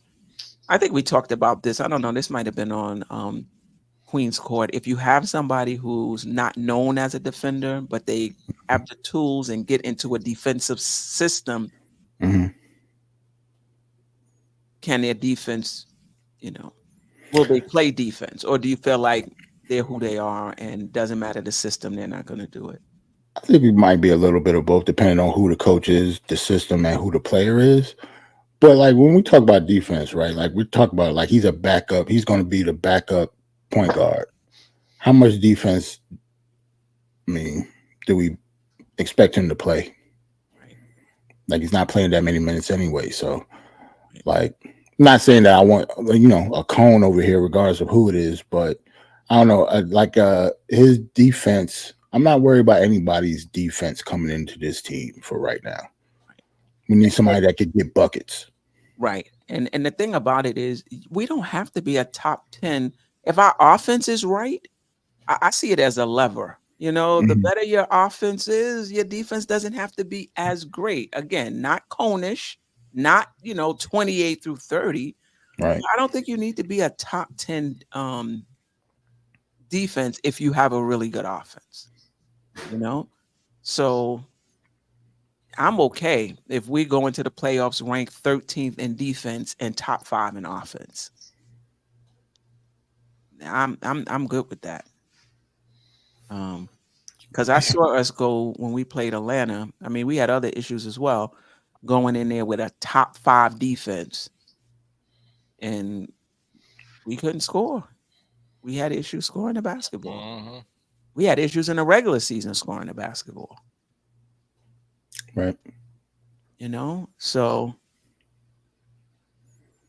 I'm okay with our defense taking a little hit. You're going to playoffs, you got to be able to put the ball in the basket.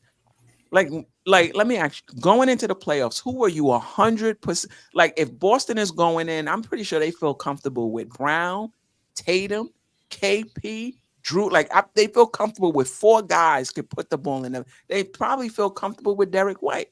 Who do we feel confident that they're going to put the ball in the basket? Jalen Brunson. I'm sorry, Jeff? Jalen Brunson. That's all I got right now. I want to say Julius Randle, but he got to show me. Hold up, Steph. I got a question here. Hey, Jerrell, has your opinion changed about Grimes and McBride? What was the opinion? No, regardless of what my opinion was, it's the same damn opinion I had since the last time I was up here. It's after midnight, man. I ain't playing this tonight. With y'all wild. Like, come on, man. Like, what you mean? You gonna ask him about Sims again too? That hasn't done anything since the last time we was up here, yo. Like, what are you talking about? I was about to say, I got a follow-up question. Has your opinion changed about Jericho Sims? Because of last night. He had 4 blocks. He had 4 blocks. Was it 2 nights ago? You're right. I gave him props. As soon as I came up here, I said salute to Sims. Him and Precious played very well. Because when Precious first got here, he didn't look like he belonged in the NBA either. Precious? He's been playing well as of late. And Sims stepped up. That's what's up. Like, salute to Sims. Like, I'm not going to crap on him tonight. No negativity for me for Sims tonight. He played well. I'm going to leave it at that. My opinion has not changed on Sims, though.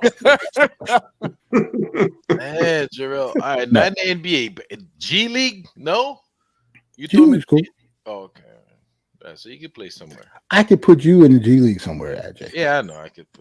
Like, I did. I'd be somewhere. I'd be the ball boy in the G League. Yeah, it'd be chilling, man. I'll be in the G League too. Wow. And listen, Devo and OG may do good in the playoff. I mean, they're experienced. They're experienced. Champions. The two players that actually have rings. Yeah. Right. Yeah. But I feel comfortable with Brunson 100%, Randle like 75%. So I feel comfortable with those guys. Like, right. Only thing with Dante DiVincenzo and OG, they have rings, but neither one of them played winning it to get the rings. That's the crazy part. But they do have the experience of being on the team, and being on the bench and stuff. But they were both hurt while they won their rings, though. Pam is confident with OG. Okay. And then somebody else said, she did. JB and Devo. Devo was playing. Remember we was talking about the argument in the chat? Grimes is playing well. Leave it the way it is. That's doing this, that. Now we look back on that like, I don't even know why we even wasted our time having that conversation because Devo. And now they're saying the same thing though. Leave it alone. Don't bring anybody else in. Just like we didn't just put it in DiVincenzo and get better. So it's kind of that's always the case. And I was one of the ones who said leave it alone. By the way, I didn't want to get the apple cart. I'll be the first to admit that. But I wasn't trying to call you out. I was just remembering that sentiment in the chat. Yeah.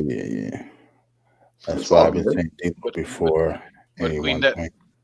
Queen, I was gonna say that's always the case because remember we on this show on several shows we talk about how RJ. We like RJ. We drafted him. He's growing, but he's just not the right fit. Yeah, it call RJ haters. You guys, you don't encourage, blah blah blah, and so on and so forth. What's that? He said you averaging 1 and 1 in the G League. I'm rounding down and up for you. AJ. You're averaging 1 and 1. I'm about to average the same, and then you AJ.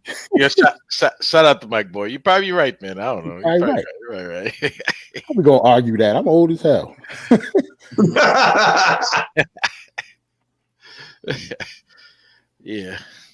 Yeah, but they traded RJ, and look, it's so far, man. It looks like that was the right move. We didn't hate RJ. We just thought, it was, it's just was not a good fit. I don't think Jerrell is negative. Listen, I've been joking half the show. This is not the Pom Pom podcast. When you guys come here, I like when Queen say it. Yeah, man. I'm not negative at all.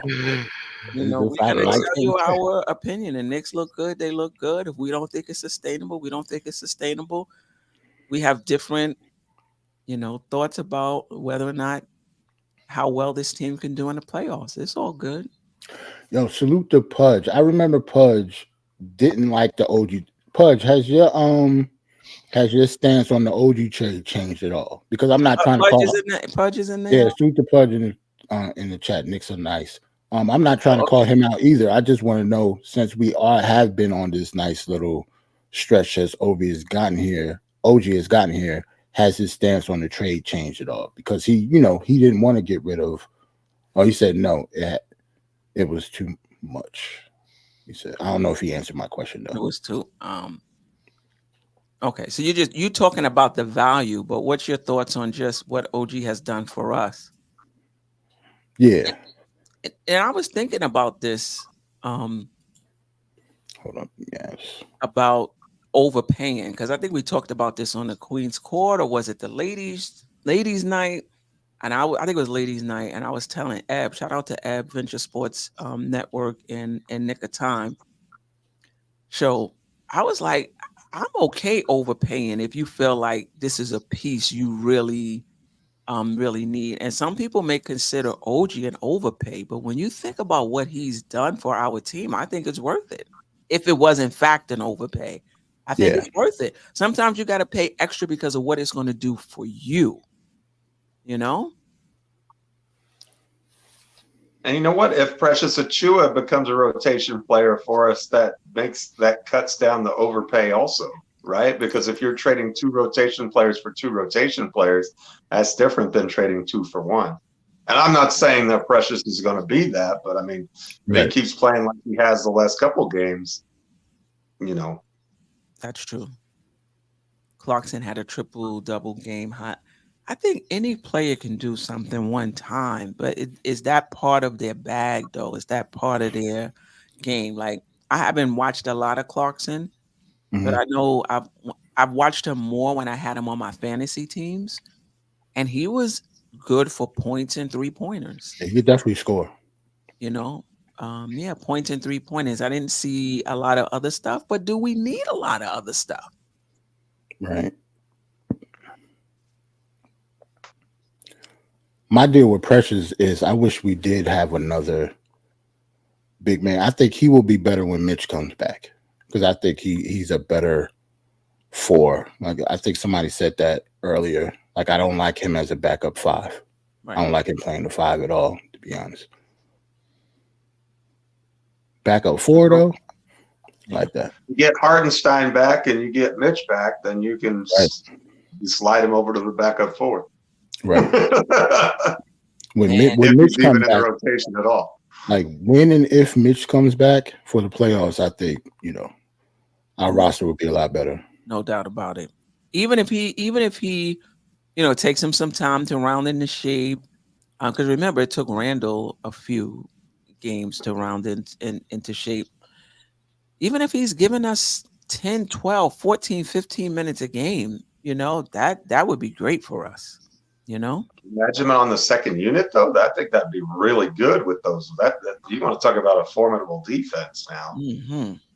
Especially if OG's playing with the second unit with Hart and yeah, a really good defense. With iHeart starting, I think that could be really good. Yeah. Of course, I am vice president of the Mitchell Robinson fan club. So yes, you are. Yes, you are. Yes. One of the more level-headed presidents, I would say. Oh, thank you. Why are y'all relying? No, we're not relying on Mitch. We just, I'm sorry. We're not relying on him. We're just saying if he does come back and he can give us 10, 12, 14, 15 minutes, that would be great. Yeah. It's not like it'll be a negative if Mitch came back. Mm-mm. It'd be a positive. Mm-hmm. I think his starting spot going, though. If Hartenstein is it's already healthy. been 3 hours and fit. Don't start. Oh, yeah, you're right. You're right. My bad. My bad. You can't say nothing. Some of this Mitch Hive, you can't say nothing about Mitch like that. Some people gonna come in and say you can't lose your starting spot to an injury, you know. Yeah, all right. That's a lie. I didn't show up to the show last. I didn't show up to the show last week. People tried to get me out of here. Salute to Pam. She tried to get me out of here. Jay Bill tried to get me out of here. So yeah, if you miss your spot, you can get replaced. Yes, yes. That proves last week that they were great on the panel. So salute to them again. Like I said, I missed the show, but I watched it the next day. Pam was great. Jay Bug was great. Geoff is always great, obviously. But yeah, like the show was dope. That's proof that you could definitely be replacing these streets, regardless of your position.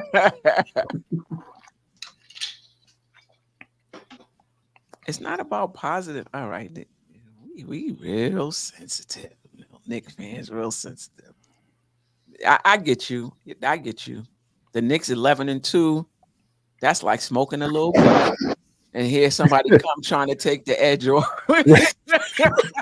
Hey, yo, Steph, you like a little. It's midnight now. That's a little bit. You doing your thing. You feeling real good. And somebody trying to comment with the facts or something. You be like, nah, you messing with my high right now. So I get you. I get you. We messing with the fans high. I get you. All right. I don't think we're pessimistic, but it's cool, Corey Lee. Appreciate you. Don't invite me on the show, Corey Lee, because I'm you know how I am. I'm just gonna tell it how I see it. Yeah. All right. Any last words? Anything else? Any last words? Just one from me. I just want to say thank you, Queen. You always host a great show. Jerrell, always a pleasure. We're glad to have you back. You too, Ajay. Good to have the crew back together for a Friday night. Salute to the chat. You guys are amazing. You're the reason that we sit up here for 3.5 hours to talk about this basketball team. Yeah, so for sure. Appreciate y'all. Yeah. Definitely salute to the chat. On fire as usual. You know, and thanks for hitting the like button. If you didn't do so, just don't forget to hit it on the way out. And of course, we're gonna be here next Friday to chop it up with you and go over whatever game happened over this week. Queen, I'm expecting wins all week long, as usual.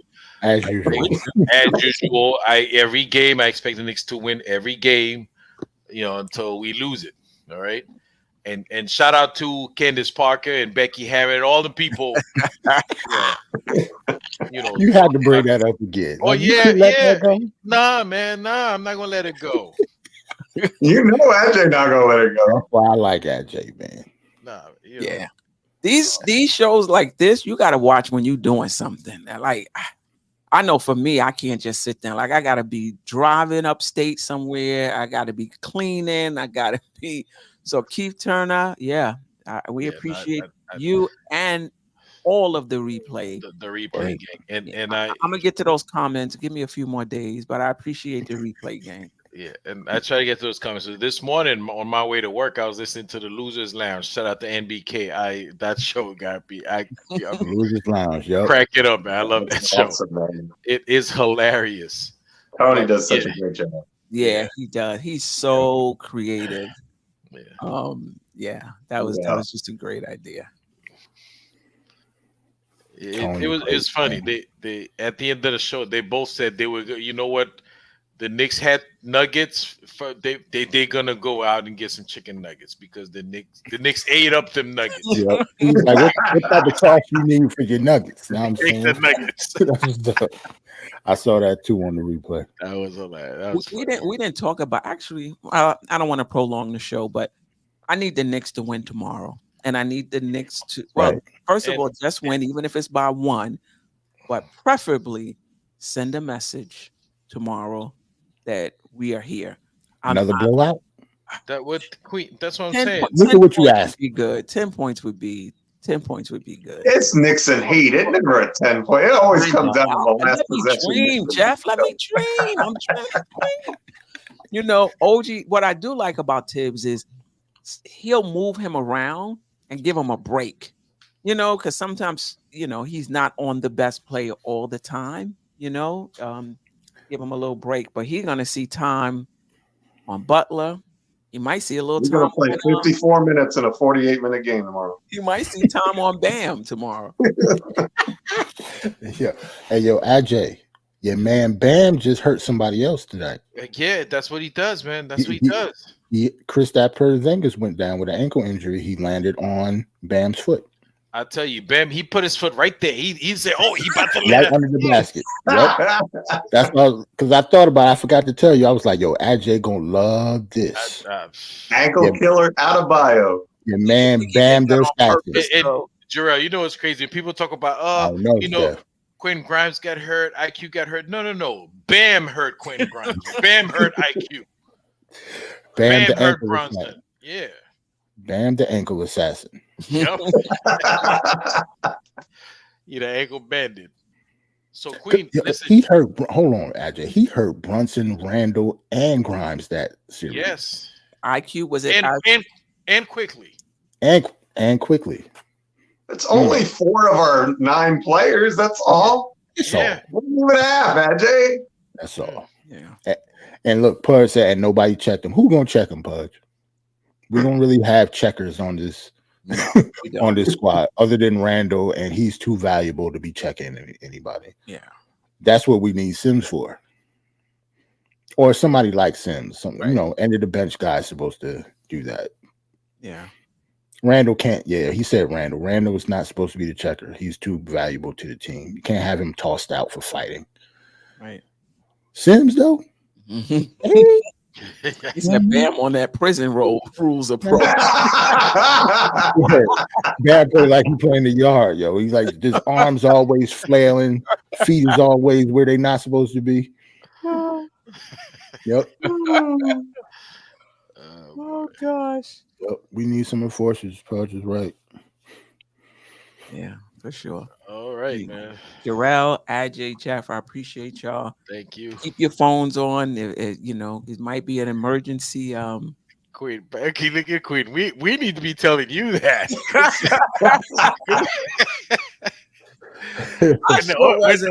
When OG trade, man, we everybody trying to reach out to Queen. Where Queen at, man? And not only that, I turned off vibration. Like I didn't even have the vibration mode. I just turned it clear off. I was going into another movie after that one when I looked at my phone and saw all of the messages. So yeah, I know now. Trade deadline season. Keep your phone on. Alrighty. Anyway, appreciate everybody in the chat, everybody listening who's not in the chat, and everybody that's going to listen. Listen to the replay. Nothing but love. Until next time. You tune in, that means you're feeling the vibe. The bell rung, you already been subscribed. Right now, the queen, she on live. Right now, please pull over the whip, no phoning when you drive. Dope Soul sporting with the talk. First lady from New York, Brooklyn. All my people, you rocking with the chat. Hit that. The like button would tell me where you at. You know, step from the NBK. Born and raised up NBK. Hey, real lady where she holding it down. No matter way how you feel, she gon' greet you with a smile. Sister, you one of a kind. Yes. Oh, sister, it's time you That's shine. Dope Soul. Where you at? Dope Soul.